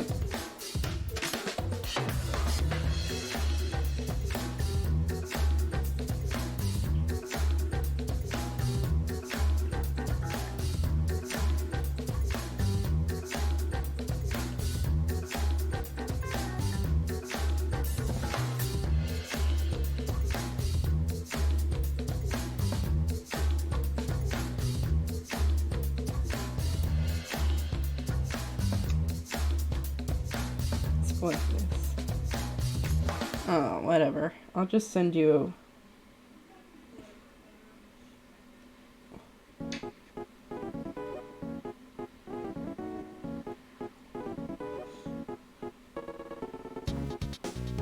one, and hopefully it's better than nothing, I guess.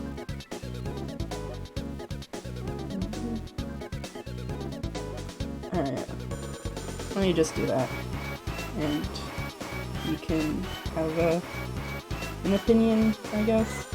It's weird. It's really fucking weird. My favorite is people playing Seabad over the copyrighted clip to avoid audio claim. Well, I mean, they really, like, it's really just a whole game out there, yeah?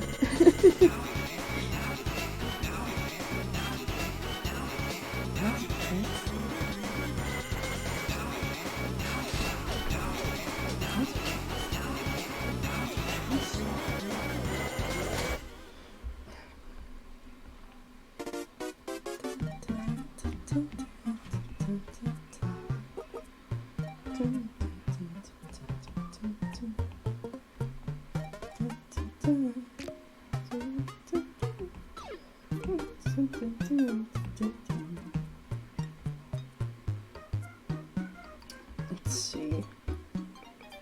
There was something that I was going to talk about too.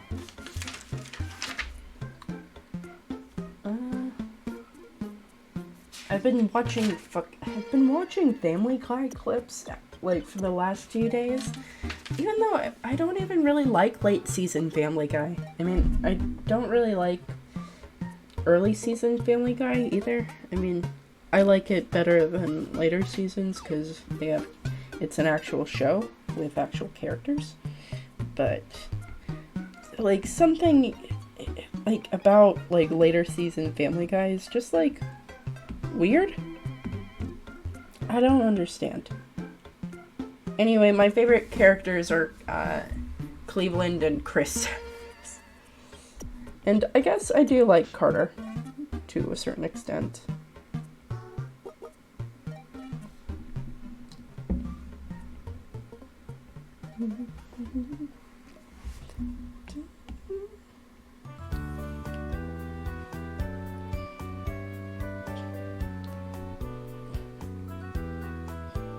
But let's see.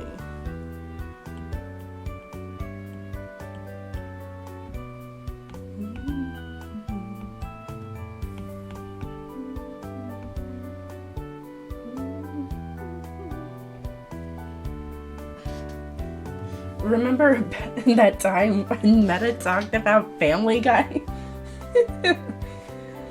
Who's your favorite character in Family Guy, Morrow? Is it Brian the dog? I fucking hate him. He just won't. PETA, the horse is here. I can't believe like these characters actually used to have like personalities and goals or whatever. Now they're just like setups to funny cutaway gags. Like, remember the time where me and Chris rented this boat and killed a man? Peter, what are you doing? Crack?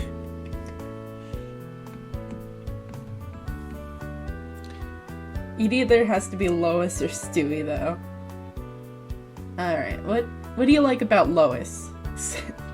And, if I guess it's your voice, you owe me at least $60. The old cutaway gags were kind of good, too. Yeah, I miss, Death as a character on the show. Which is a strange, sentence for anyone that hasn't watched earlier season Family Guy, I guess. But, like, I really liked that character specifically. Something about them, just, like, the way that they were, the way that they carried themselves.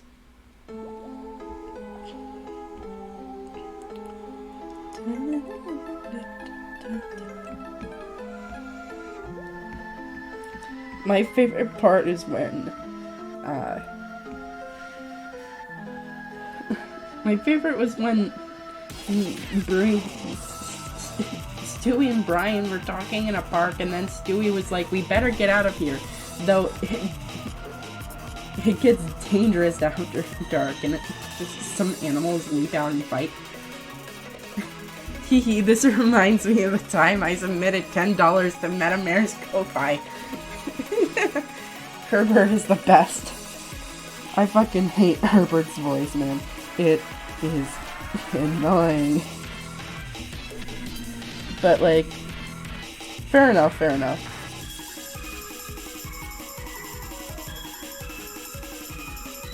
What? Please, God, let me sniff his hat.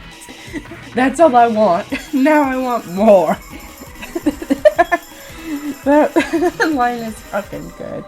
It is such a fucking good scene. It's so ridiculous too.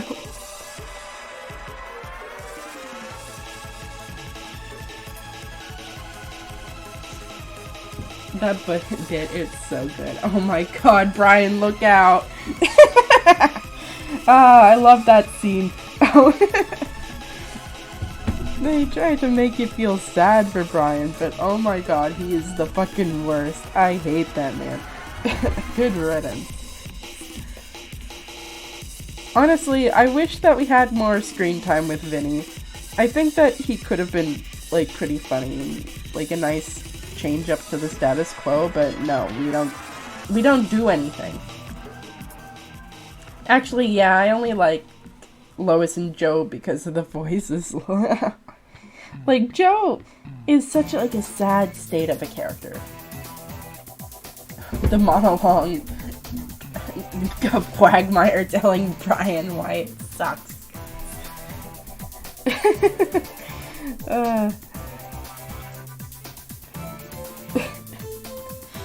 It is really cathartic. Though it is weird that Quagmire is the one to do it. I mean, like, for some reason they've made Quagmire and Brian, like, rivals. But yeah, it's really nice to hear. I don't know why they keep doing messages through Quagmire, though. It is such a strange dynamic. Anyway, Joe, like, is really funny. Like, his voice is funny. But, like, I like when they do, like, lame dad joke Joe, where, like, he's like, a super serious cop, but, like, he also, like, makes, like, the worst jokes, and his friends go after he tells, like, an extremely bad joke. But recently, like, what they do in later seasons with Joe is just sad. Like, all the jokes are just about his wife hating him, and, like, just the, like, amount to which he, like, she wants to kill him and he wants to kill himself, and how unhappy he is in his life. When that wasn't really the dynamic that they were going for. It was weird. And, yeah, I don't really like it, but I'm not writing Family Guy. You would know. You would know. It's also funny because Quagmire is one of the Nene characters, too. Exactly. It is literally late season Squidward stuff, but with Joe. It's like if you put Squidward in a wheelchair and then wrote, like, increase just every single joke about his disability and how much everyone hates him because of his disability.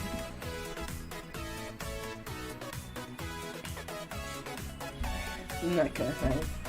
But, like, yeah, like, late season Squidward, like, fell into this trap often. Joe only makes me sad because of it makes me remember the Eternal Limbo Venture Brothers. It is sad that Venture Brothers we probably won't ever see a continuation in our lifetimes. Though I do enjoy the fact that we do have, like, Night at the Inventory with Samson. Like, I don't know, I just really like Night at the Inventory, I guess. I'm not even particularly good at poker. Have you seen the Fortnite Joe clip? I should probably go watch Venture Brothers sometime. You should, it's a good show.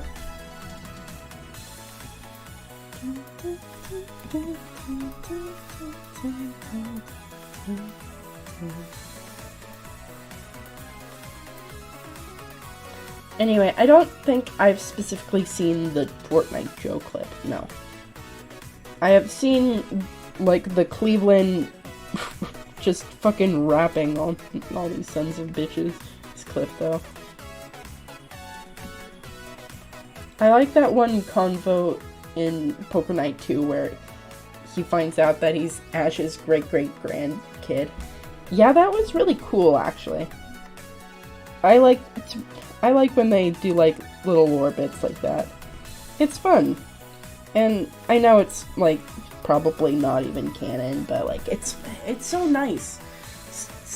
And also, I cannot get enough of Sam and Max. And I never even read Penny Arcade before Poker Night. And I was like, Tycho is, like, just the right level of deranged for me to be interested in what the fuck this crazy fucking man has to tell me. Like, he's so pretentious, he's so, like, deliberately like that, and I'm like, what the fuck is your deal? Also, that's how I learned that, PAX is about, like,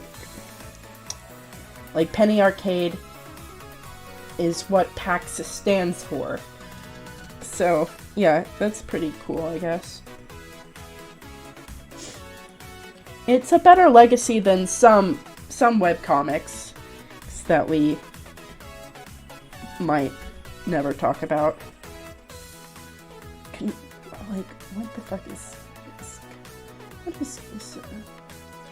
One of my friends had a crush on Tycho because she liked his voice until she heard him talk about giraffes.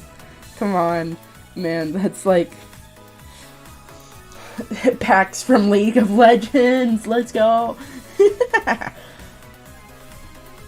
I mean, like, Tycho's voice, like, acting in general is just, like, really nice. So I don't blame them. I don't blame them at all. It's just funny because Tycho is just kind of he's not a total scumbag entirely, but, like, he's just, like, he looks like he should be, like, the most societally, like, normal out of the characters that you play against in that game, but he is not. Like, he's, like, the one that probably should be in jail the most. But you probably aren't gonna see him there. He's not as flashy as, like, Heavy is, or whatever. Also, I really like Heavy's lines in that. I'm just a big TF2 fan, though. Please, like, I know that they aren't going to, like, continue with the story, but, like, oh my god, like, a girl can, like, dream for that comic to be finished. Are you kidding me? Strong Bad is the most normal, then. Scott TF2, he is. Strong Bad is probably the most normal out of them, just because, I mean, like, you probably have met someone as deranged as Strong Bad before, though I don't think that Strong Bad is the most normal. I'd say that Heavy is the most normal out of them. Well, I guess, like, it's so weird, like, saying who's the most normal with all of them. Because, I mean, technically Sam, but Sam also has, like, a disregard for everything. Well, not, like, a disregard in the same sense that he's a sociopath. He has more of, like, a warped sense of the world. But not even really warped, it's just, like, the world he kind of lives in. So, I guess it depends on what type of person you regularly interact with, I guess.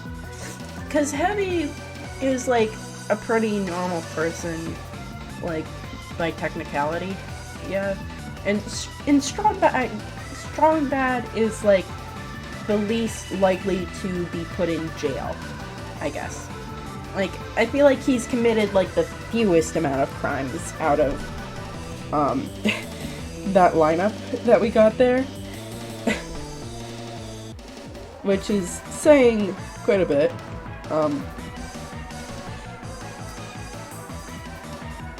But, like, yeah.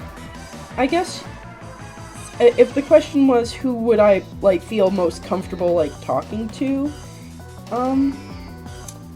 in, like, any given situation, like, I'd rather talk to Sam than, like, Heavy or Strong Bad.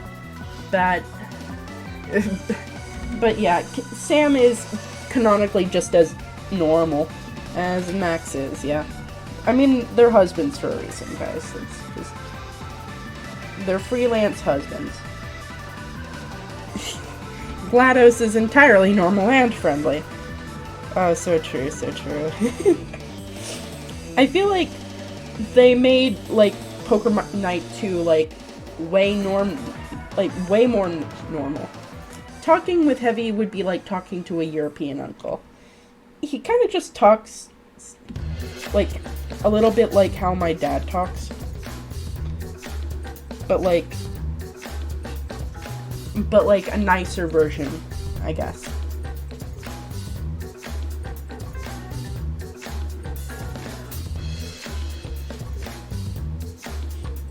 Like, I wouldn't feel, like, as threatened by Heavy as I would by sitting in a room with my dad. Which isn't a very... I mean, I guess, that's a fun topic of conversation, right? But yeah. But unless you were someone that he was hired to kill, or whatever, I feel like you would totally be fine with Heavy. So I guess, out of all of them, Heavy is the most normal out of Poker Night 1's cast. In Poker Night 2, you've got Sam, you've got Samson, you've got Ash, and you've got Claptrap. And honestly, I would kill Claptrap with my bare hands myself. I fucking hate that guy. Please stop talking.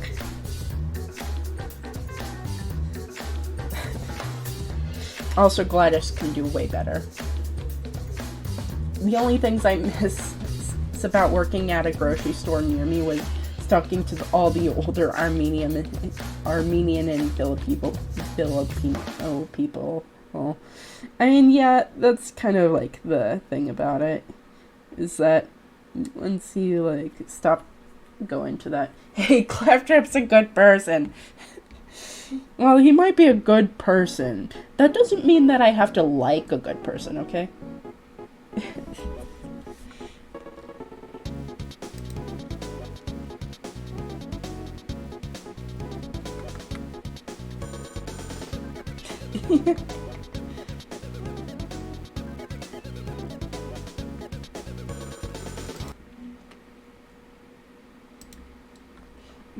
GLaDOS calling him babe, though. Gross. She would never do that. It's not canon. Have you ever read the original Claptrap comic that was discontinued from Borderlands 1? No, I haven't. Filipino. I just want the fucking samurai. Sit the fuck down. I'm already sitting, man. Calm fucking down. But good for you, man. You deserve that Samurott more than any of those other fucking bitches.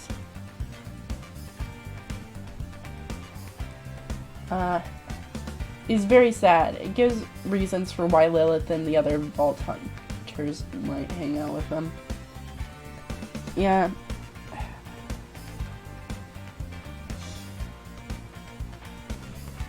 Give confetti and lots of attention from Morrow. But yeah, I mean, I guess it's just that I'm not really too invested in Borderlands lore. I mean, like, those characters are really, really in-depth and very cool or whatever. Also, just, like, they're fun by themselves. Like, Sir Hammerlock and, like, Handsome Jack are just really fun to listen to as characters. I don't really have that much interest in, like, the series, I guess. That's... The Claptrap birthday mission was also pretty sad, but in a different way. Yeah.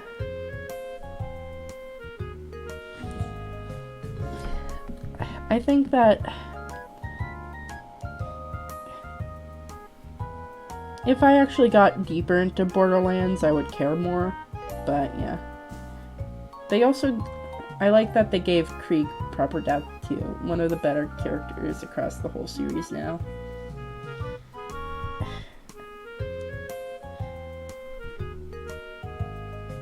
I'm happy that, like, we have so much depth for these characters, and you can, like, enjoy them at 2 levels, essentially. But... What are the best... Oh my god. I'm scared.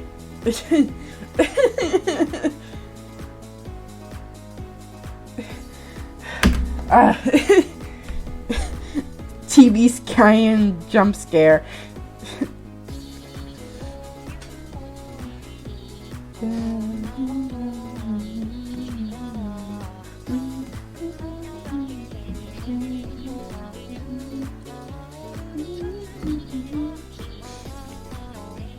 Oh shit, I forgot to color in the fucking feet.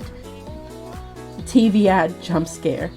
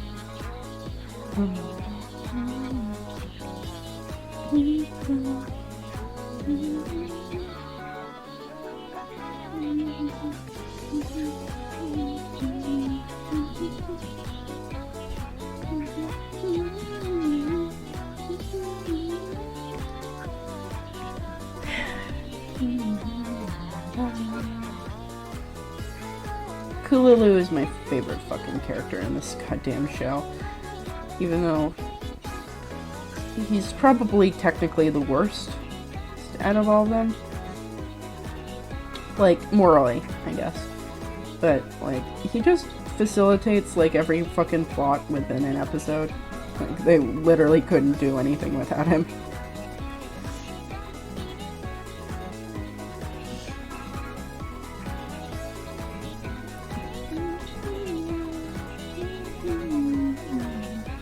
Oh my god, Miku Vocaloid music. Yes, we've got the Miku Vocaloid music. I'm a sucker for Miku Vocaloid music. What can I say? It's just, it fucking rules.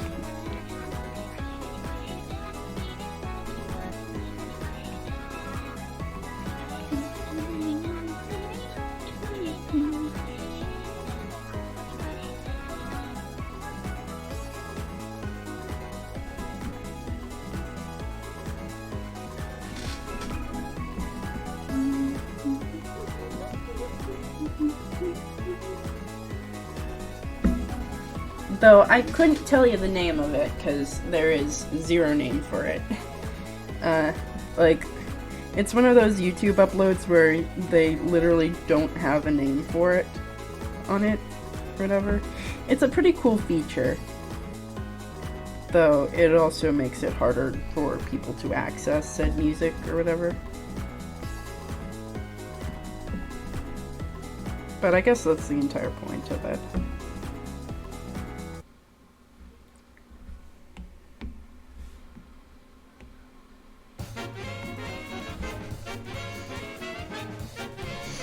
I'll have to watch the Lackadaisy pilot soon, because it looks really good. It's just that sometimes I just don't feel like watching shit, and I feel like watching Family Guy clips. And I think that's probably a problem, but I don't want to really check it out, yeah.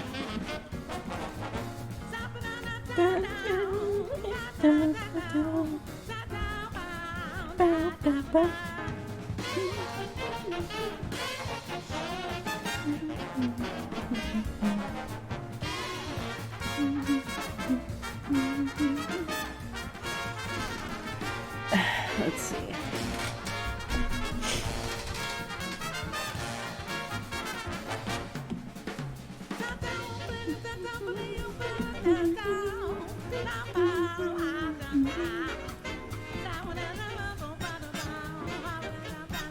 Bloodstaining things is a little cultural. Nah, Family Guy funny moments time. Best of funny new will have you lose challenge. 2023.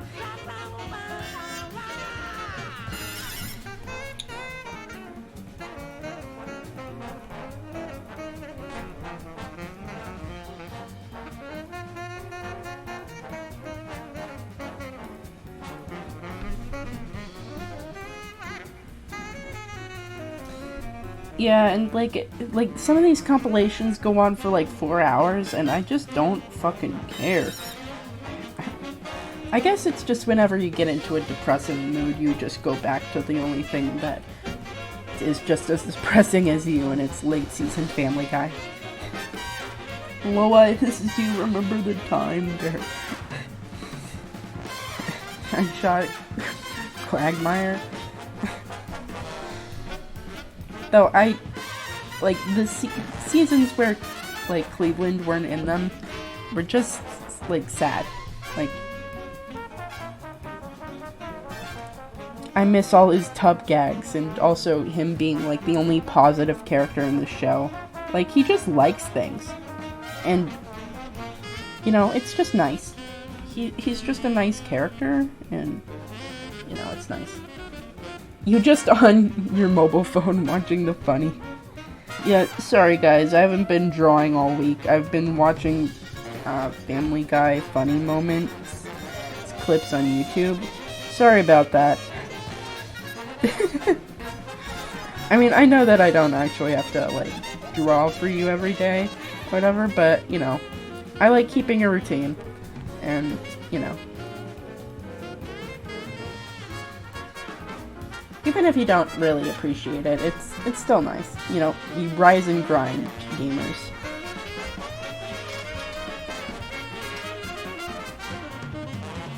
Cleveland, I love you, but those jeans ain't for you.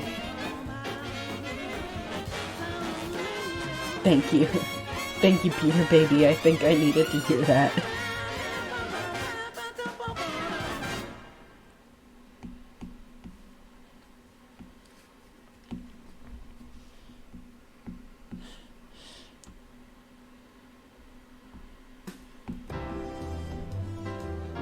I think it's Stewie that says that specific. That's a Stewie line, because Joe comes out with like a stupid shirt on, and Stewie's like, nah, and Joe's like, affirmative or whatever. Yeah.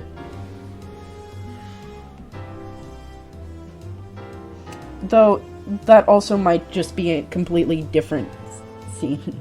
Yeah, Peter baby. Yeah. Peter's baby. We've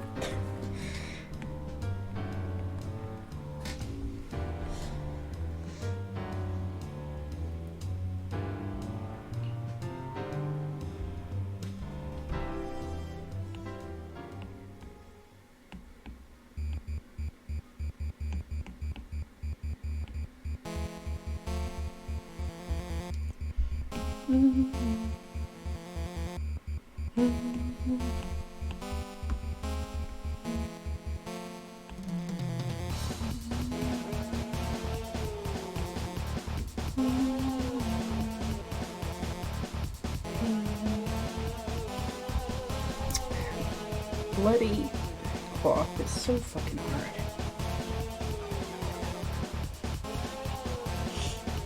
These animals are so fucking funny, it makes me want to merge without looking. Anyway, that's how I drive, so I think that's why my license is revoked. Nah, just kidding, I don't have a license. Because I am God's drunkest driver.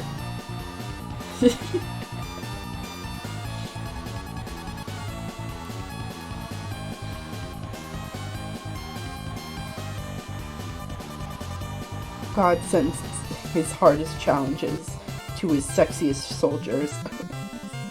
Anthropologists when they find out about Brian Griffin.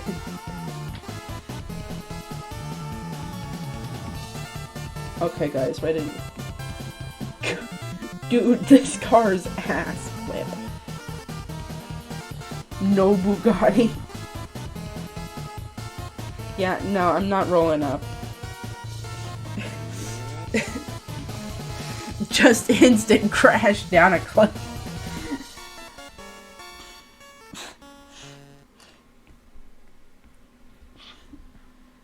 It's just so, it's fucking good, man.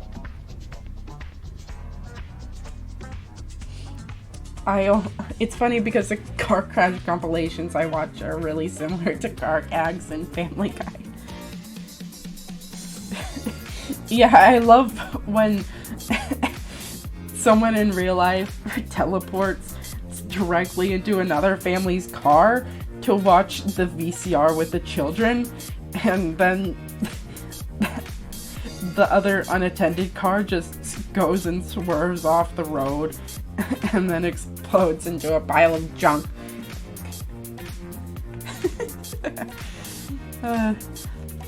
The car crash compilations are pretty... I'm not, like, the biggest fan of them, mostly because I just don't really care that much about cars in general. Like, oh, the car's crashing, that's so rad. Yeah, no, it doesn't scritch that funny bone like it does when, like, a metal pipe falls down several thousand times. They're like, me turn exit now, and cross 3 lanes. What do you mean? That's not how you're supposed to do it?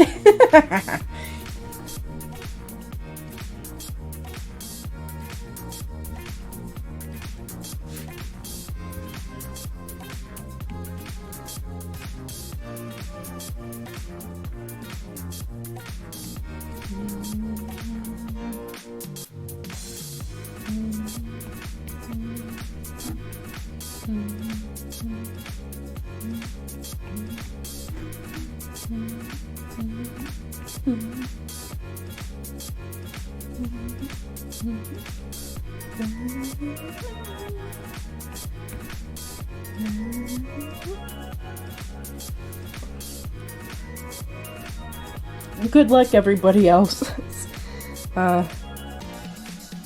Sometimes I would like to take a peek into how those people's minds work, but it would be fun. But, like, maybe it won't be as funny since I work at a bar now. But, you know.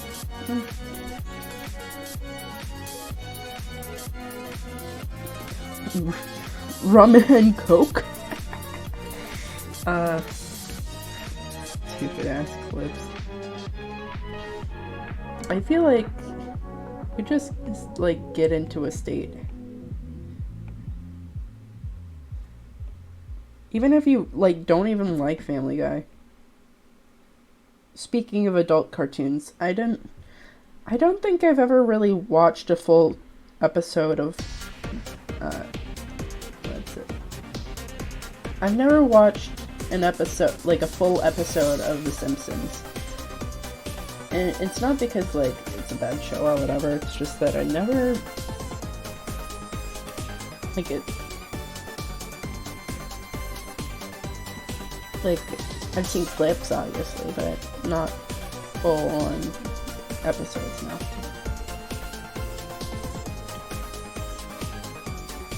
What? Jesus. I mean, I'm not a big TV show kind of person anyhow, but, like, The Simpsons specifically, I don't think I've ever seen, like, a full episode of. The generational skip. The generation gap leaves children in awful places. And it's just South Park and Family Guy. Because, like, yeah, I watched every single episode of South Park, which is strange to say, but I have.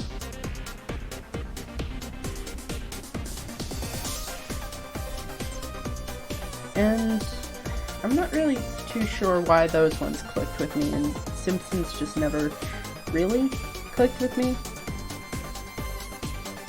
So, like,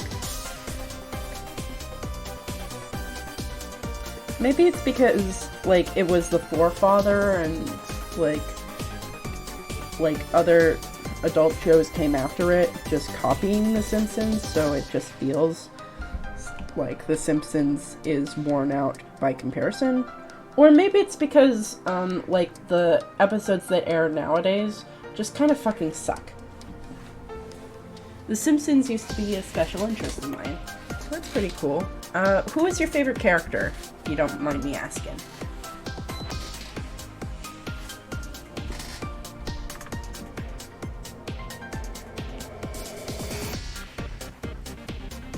Big Mouth is a superior show, obviously.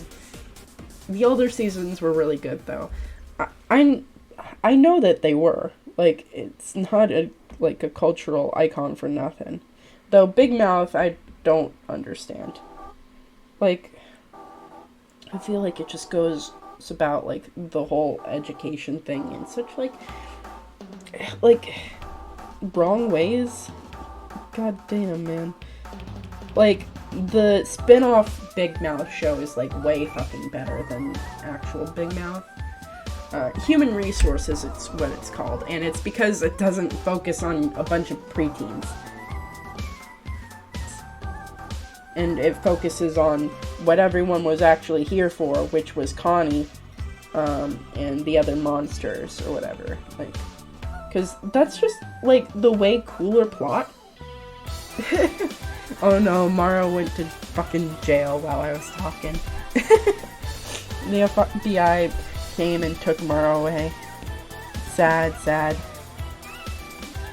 We cry every time, chat. When they post bail, I'll get you out.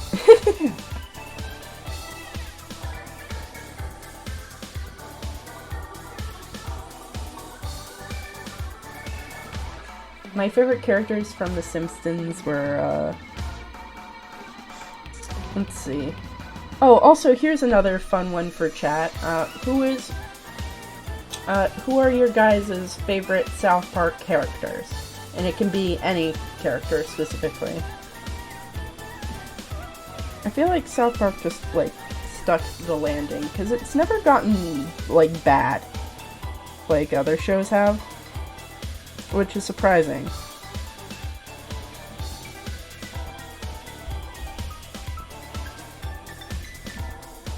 Like, it hasn't, like, come into seasonal rot.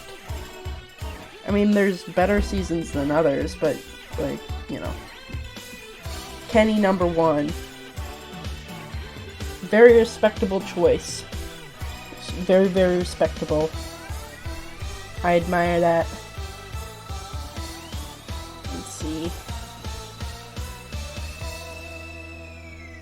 I'll just wait for everyone else's. But Butters is also nice.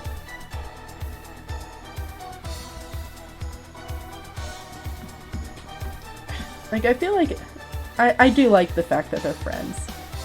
It like, Butters needs, like, an actual fucking friend, man.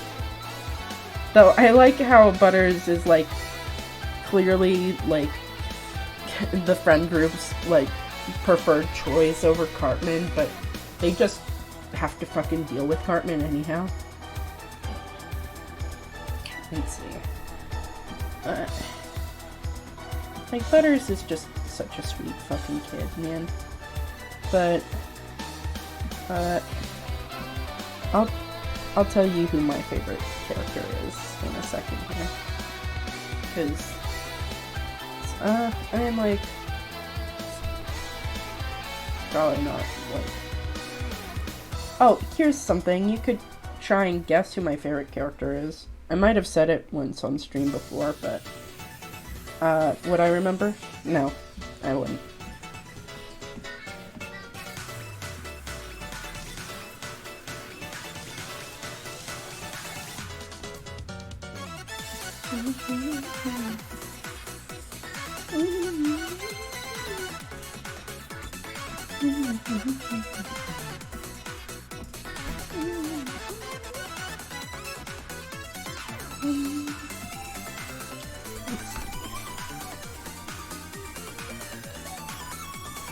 Very metaphor.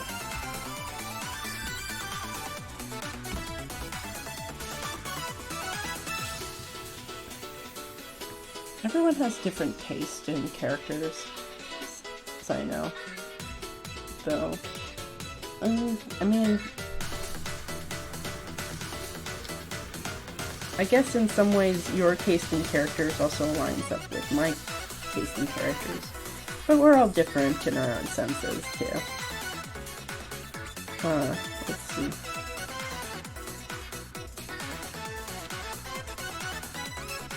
I wonder if you could see a pattern in what I like in characters or whatever. Though, I mean, I guess it's all over the place in what I like about certain characters. Most of all, they just have to be entertaining. Or, like, I want them on the screen. Is your favorite Craig?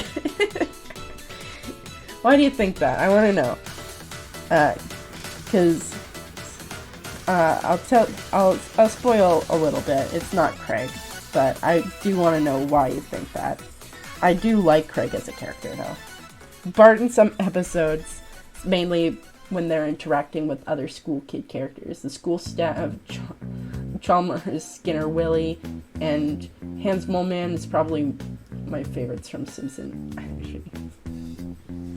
Also, I like what you're doing with the orange guy frog. Thank you. He's a terrible sadist. But, yeah, he's my fucking favorite out of the cast. I like Cartman because they respect and ask my pronouns.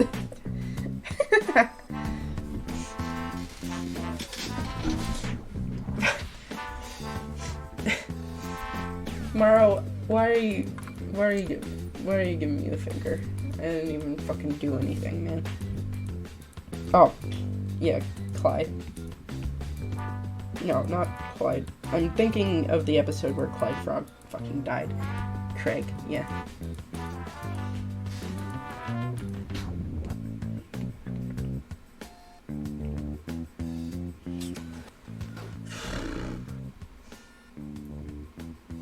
There's a secondary. Yep, Craig flips people off. I was like, that's so random. Why would he do that? And then I got it, and I feel silly for asking. But such is life, yeah.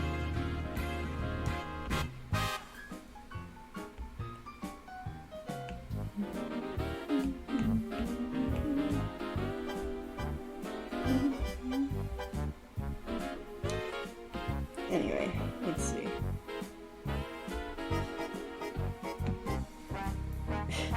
Cartman is, like, an equal opportunity hater.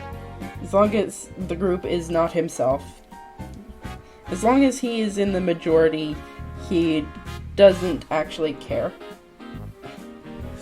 Cartman talking about seaman and joke mines on Mars. Like, he just, like, any cause that he, like, claims to believe, he doesn't really. It's all in the interest of self-gain and stuff like that. Even his, like, proclaimed hatred of Jews or whatever. He doesn't actually hate them, he just hates that Kyle is one of them. I'm with the hilarious and original.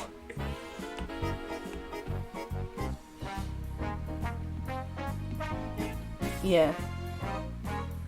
Also, I'm glad that he got stuck in a fucking hot dog with a hot dog house, and that was his life for like a good while. Just because he just could not take the fact that his mom like could get another job and not be his main like focus.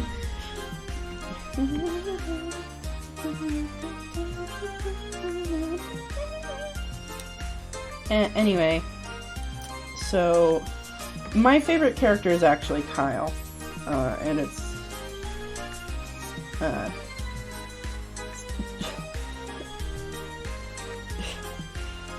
I just really like seeing rival characters. I mean, it's not only because he's a rival character, but also because of,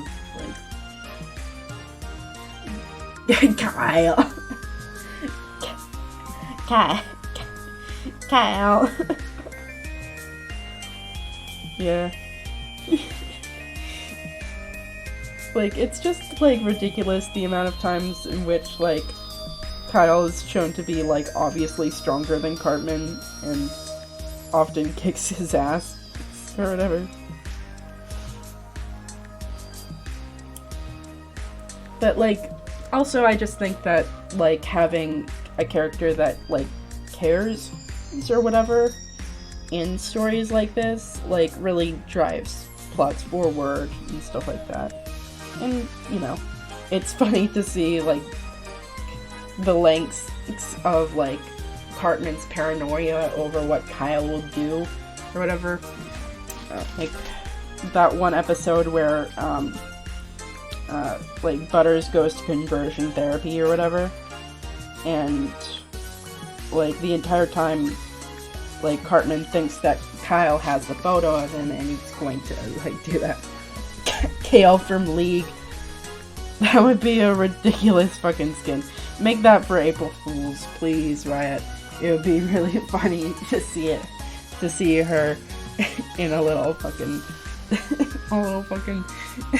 Yushanka. It would kind of fit, because, I mean, he is kind of the most justice-oriented character in South Park.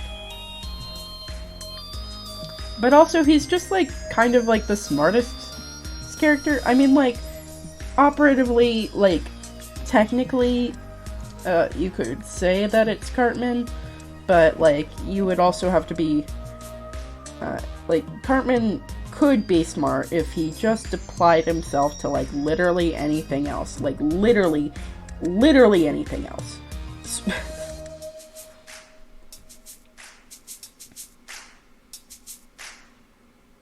But, like, his arrogance and all that kind of throw him for a loop, or whatever.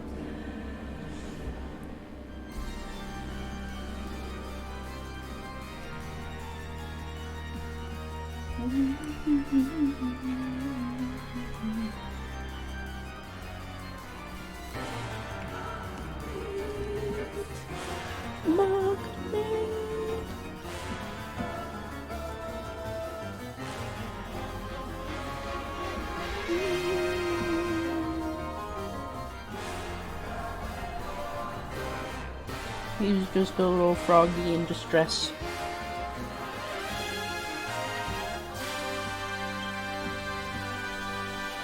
Dun dun dun dun dun dun dun dun dun.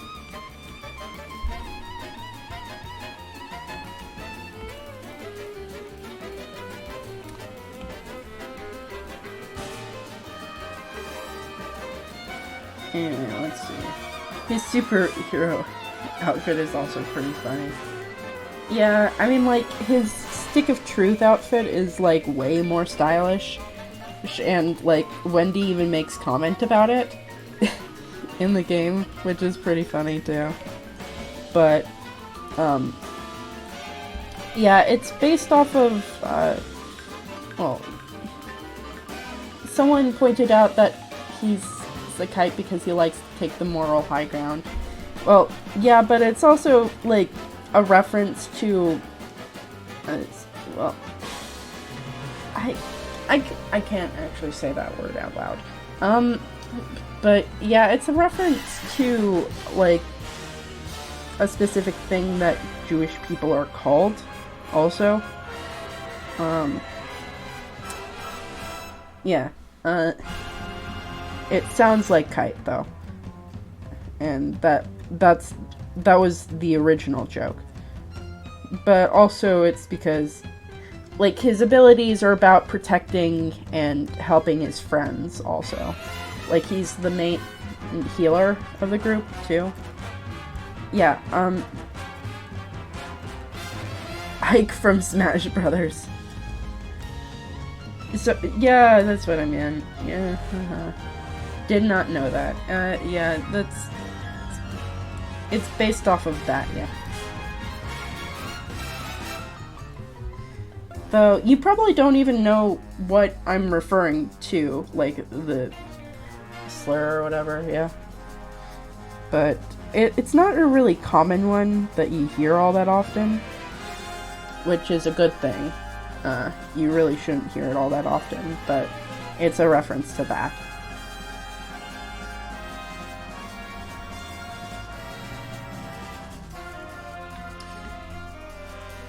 But, I mean, like, it's not like they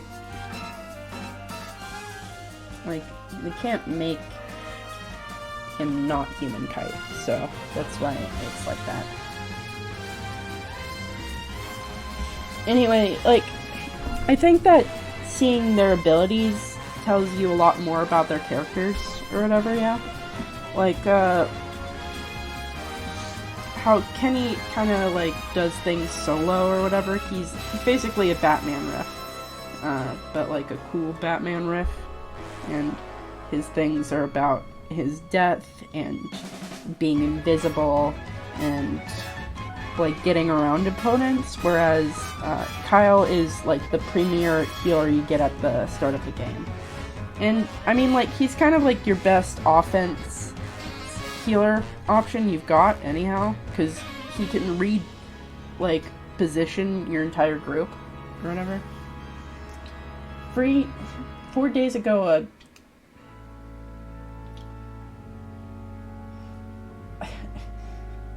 friend tried to name his Ike Amiibo that word, not knowing that because that word is actually a Spanish name. Kind of funny stuff. Yeah, I mean, like, that's the trouble with language barriers, huh? Because, I mean, like, there's probably stuff out there that we say quite a bit that probably goes against what's deemed sensible or whatever, but you don't really hear much about it.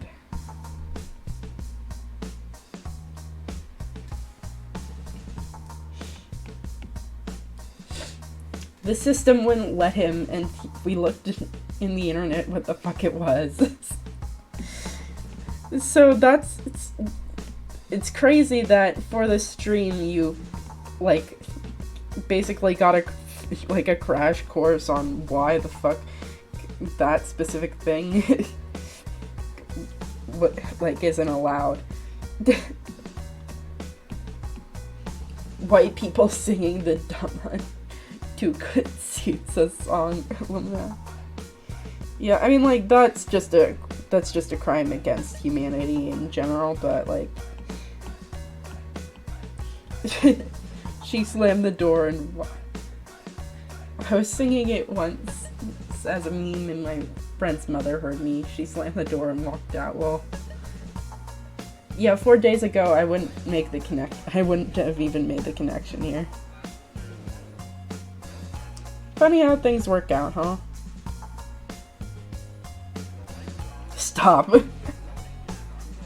I mean, that's just, like, in general, that song is just It is a literal crime against humanity, and I will have you arrested. The green man hunts me. Yeah, that thing is definitely breached containment, and I'm sorry for the trouble it has caused. The goddamn alien creature. Also, people don't realize that, like, the Despacito song isn't, like, it's just a raunchy, like, love ballad. It's literally going, yeah, let me fucking whisper in your ear, baby mama. You know, Bogo's been did. God damn it, we are regressing. We can't go back here.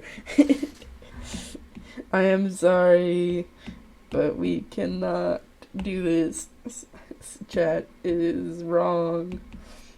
We are supposed to move forward as a society, not take it back. Take it back now, y'all.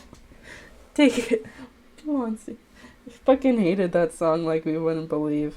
Same here. It's just, it was playing literally everywhere.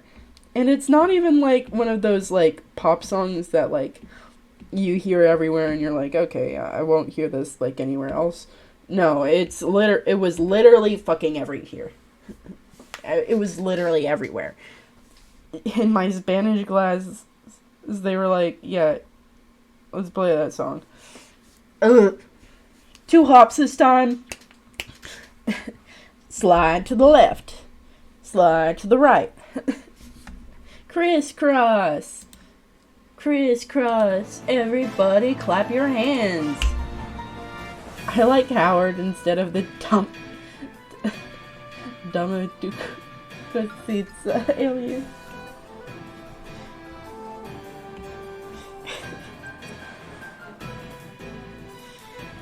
I don't understand what they were doing with that fucking alien man, but I guess they technically were right, because it was pretty goddamn viral for a while. It was so blindingly straight, it was ridiculous. Like, that alien was just the straightest thing you could do, and I'm sorry that I keep using that as like a bad adjective or whatever, but like literally, it's like as straight as like wearing like a baggy shirt and puka shell necklaces and drinking out of a Starbucks cup. Also, there's a scarier alien frog, a crazier one. Crazy Frog is a national treasure, though he is also wanted in 56 countries. And we cannot forget that he is a war criminal. Classic women liker behavior. Also, the gummy bear is anomalous as hell. Yeah, I mean, that gummy bear was fucking weird as shit. Like, you put, like, a big ass and also stubble on a fucking gummy bear. And also, they made a fucking movie about it. They made a movie. And it's about how Gummy Bear saves Santa. And goddamn was it that there. Have you seen the Gummy Bear show? There's genuinely neat characters in it. I've only seen the fucking movie, man. Give me a break. I have not seen this show, though, no. Though, like, the song itself goes fucking hard, though. That shit goes so hard. I do not care. I will blast Gummy Bear like there is no tomorrow. Also, I mean, Crazy Frog, like, that song is a little bit annoying, but it also goes hard. You can't lie, like, the bah, bah, like, the fucking scatting in that one, fucking, they're going crazy. And they didn't even need to. I mean, they did, because, I mean, otherwise I would literally turn the fucking song off, but...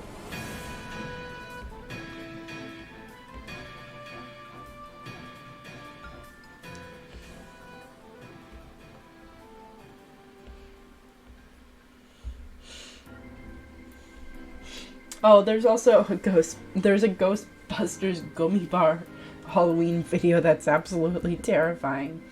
I have never found the gummy bear album in stores November 13th. I'm so sad. I'm so sorry for you. It's filmed IRL and has a costume for the gummy bear. I'm so sorry. Caravan, I am so sorry for your losses. My condolences. That's exactly 3 days after my birthday, and and I feel so bad that you can't get that for you. Also, yeah, Gummy Bear's snuff film is just like, it shouldn't exist, but I'm not surprised that it does exist. It's not a snuff film, but it feels like one. Anyway.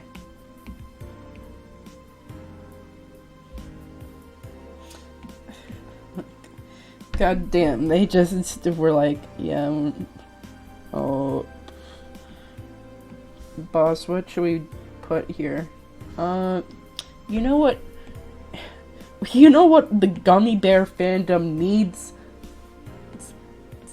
This video to be filmed like a fucking snuff film. So true, boss, so true. You're so right. That's why you get the big bucks. Gummy Bear. I'm a gummy bear. I'm a yummy bear. You fucking yummy bear. Oh yeah. Gummy, gummy, gummy, gummy bear. Putting down. Boom.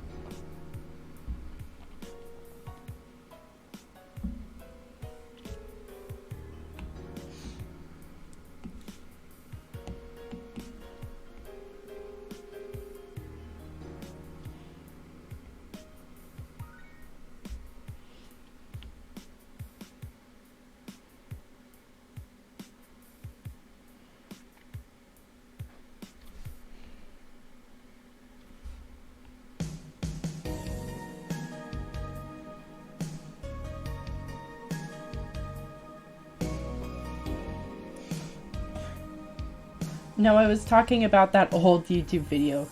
Gummy Bear need to collab with Taylor Swift now, with the gummy bear stepping on a bear trap. Fucking classic. You know, sometimes I miss classic YouTube, but, like, then I realized that most of those people were pedophiles and I don't feel bad anymore. And also, most of that content fucking sucked. Like, goddamn. Though, I still remember my, like, early memories with Smosh and stuff like that. And, like, those won't be taken away from me. Though, mostly I watched specifically Smosh games.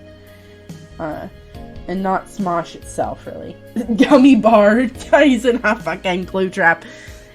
I do need to do the glue trap meme at some point, but I feel like it'll be old when I do it. But that, you know, it's not really about being old or whatever, it's just about being funny.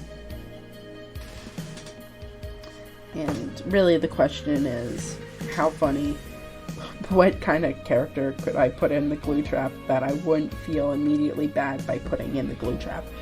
Because I am not putting Vagar in a glue trap, that is not happening. And I will not allow Vagar to ever be put into a glue trap.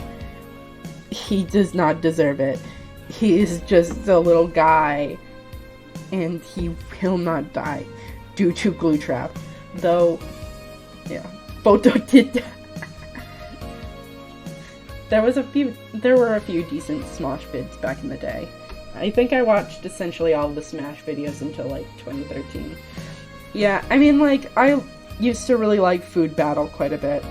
And, like, the songs that they made, I didn't really understand when I was little, because they weren't really made for little kids. They were meant for, like, older teenagers, essentially.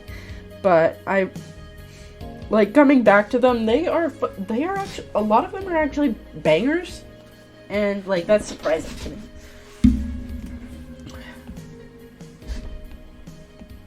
Anyway, let's see. But yeah, I spent most of my time on Smosh games, and it's so crazy watching like these people grow up alongside you and like have kids and families and like go on other things too. Like Mari from Smosh games appeared on the season of Survivor, and that's like crazy to me.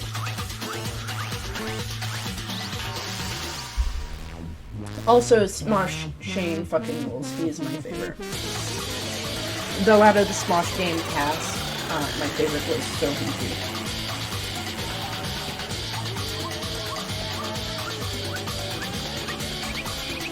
Also Blitz, but like I feel like that's like round 2 of like the additions. I stopped following like after like Buzz really joined this spot, essentially. If you leave a note like what's happening in the sentence I am speaking currently.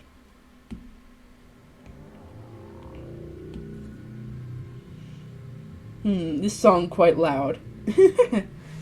Sorry.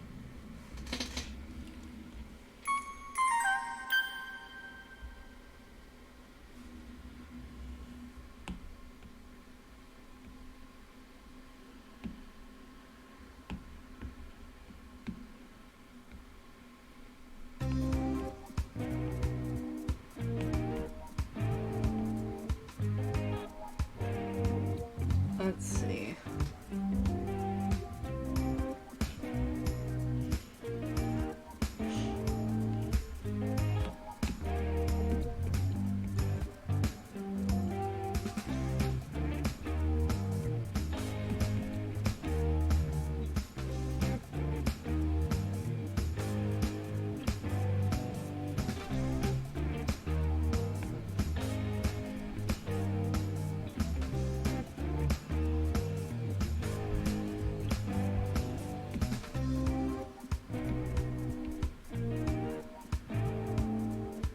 Alright, let's see, yeah. That works pretty fine, I think, yeah?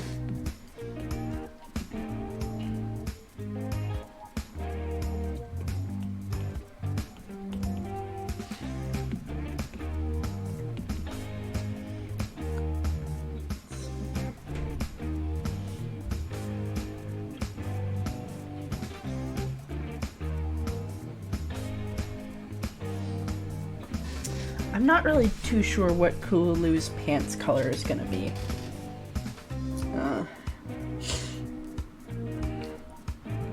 I guess maybe I can make it like a dark gray. That would work, I guess, yeah.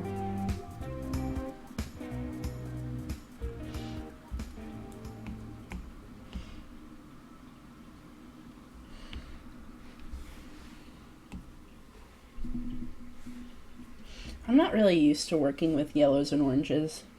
It's a strange combination for me.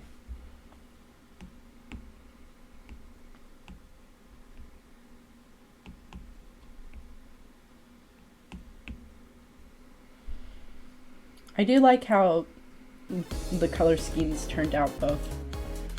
Kararo looking like an Advanced Wars commander. Yeah, I mean, like, I didn't really want to make him look like a total housewife in this case, though.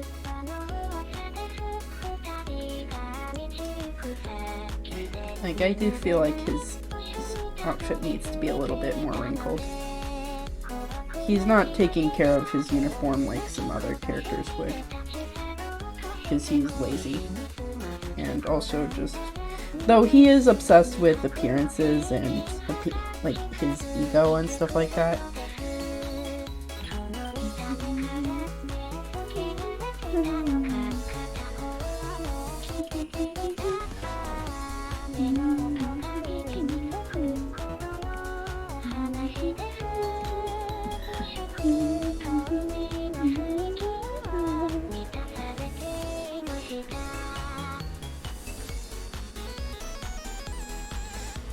That here fucking scares me every time it comes on.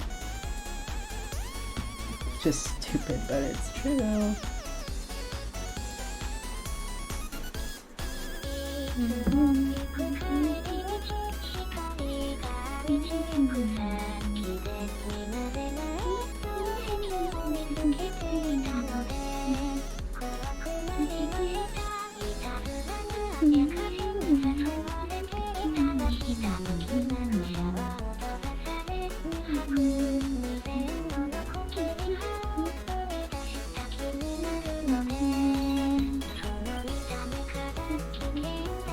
I've been working with yellows as of recently. I don't understand why.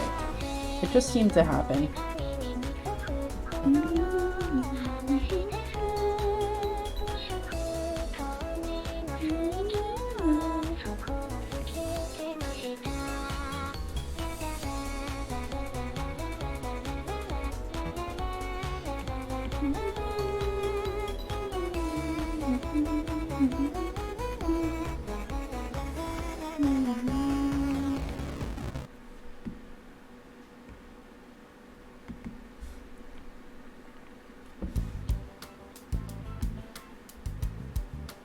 Yeah, this works.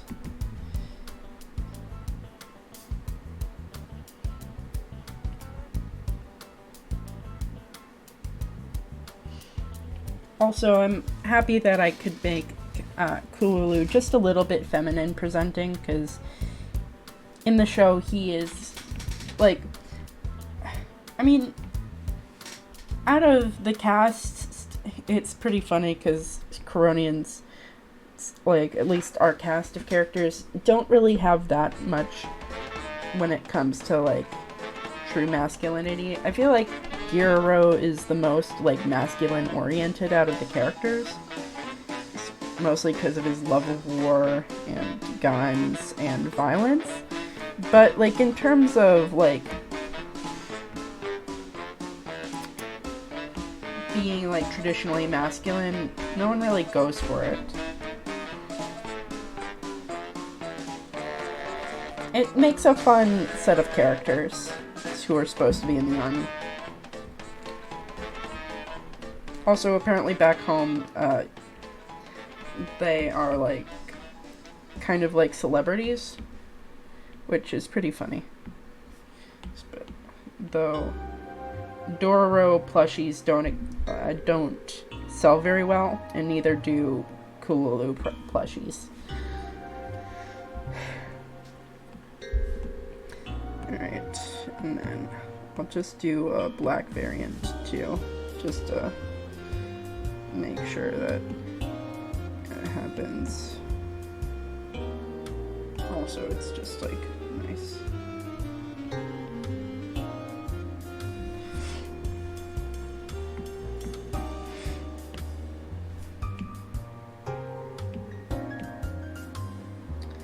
Well, it's like the Blanca-chan plushies not selling well in the Street Fighter universe. Some frog species can swap sexes after all. Life does find a way after all, yeah.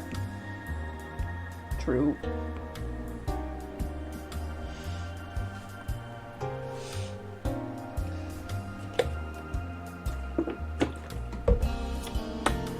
But yeah, they have got a certain thing going on.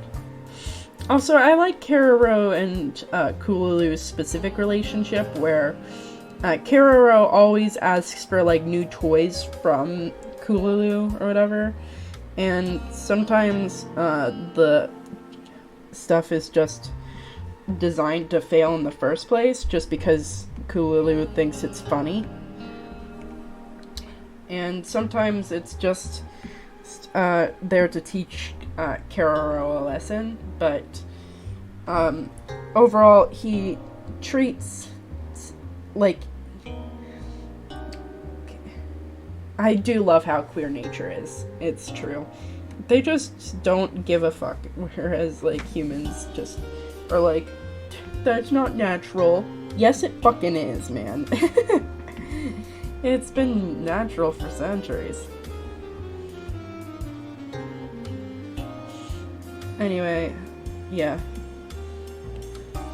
We've got these guys, and then we've also got ourselves a fun guest appearance of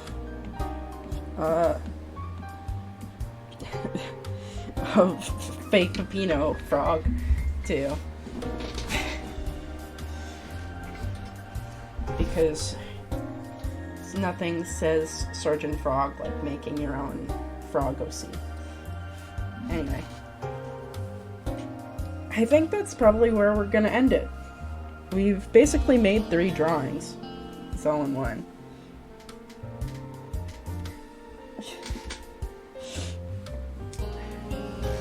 I always forget about the things that I want to talk about until we turn on the stream or whatever, but whatever. If I think about what I was gonna say, I'll just write them down and stuff like that. Anyway, I hope that everyone had a good time tonight. I know that, you know,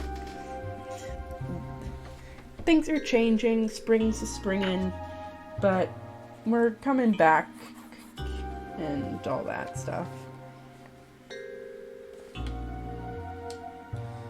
I'm just happy that we can all sit here together and, you know, talk shit for like a couple hours. I do appreciate it, and it's just fun. One of these days I'll get TTS to work, and then we'll have fun with donations too. Ah! God damn it. I ripped a fucking notebook, man. God damn. Oh well, it's still useful. Anyway, I hope that everyone has a good rest of their week. I'll probably see you guys next Thursday, because my manager really loves scheduling me on Fridays for some reason. Anyway, yeah.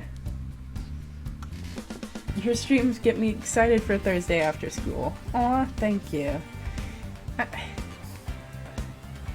You know, it's just nice to hang out with all you guys.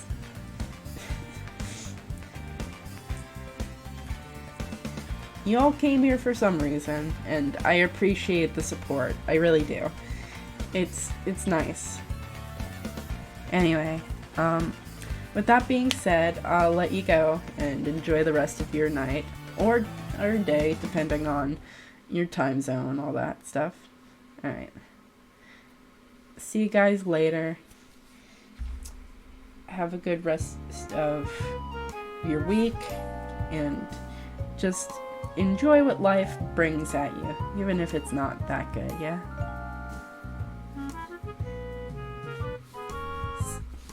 Just be a hedonist, I guess. Alright. See you later, guys. Talk to you later. Bye.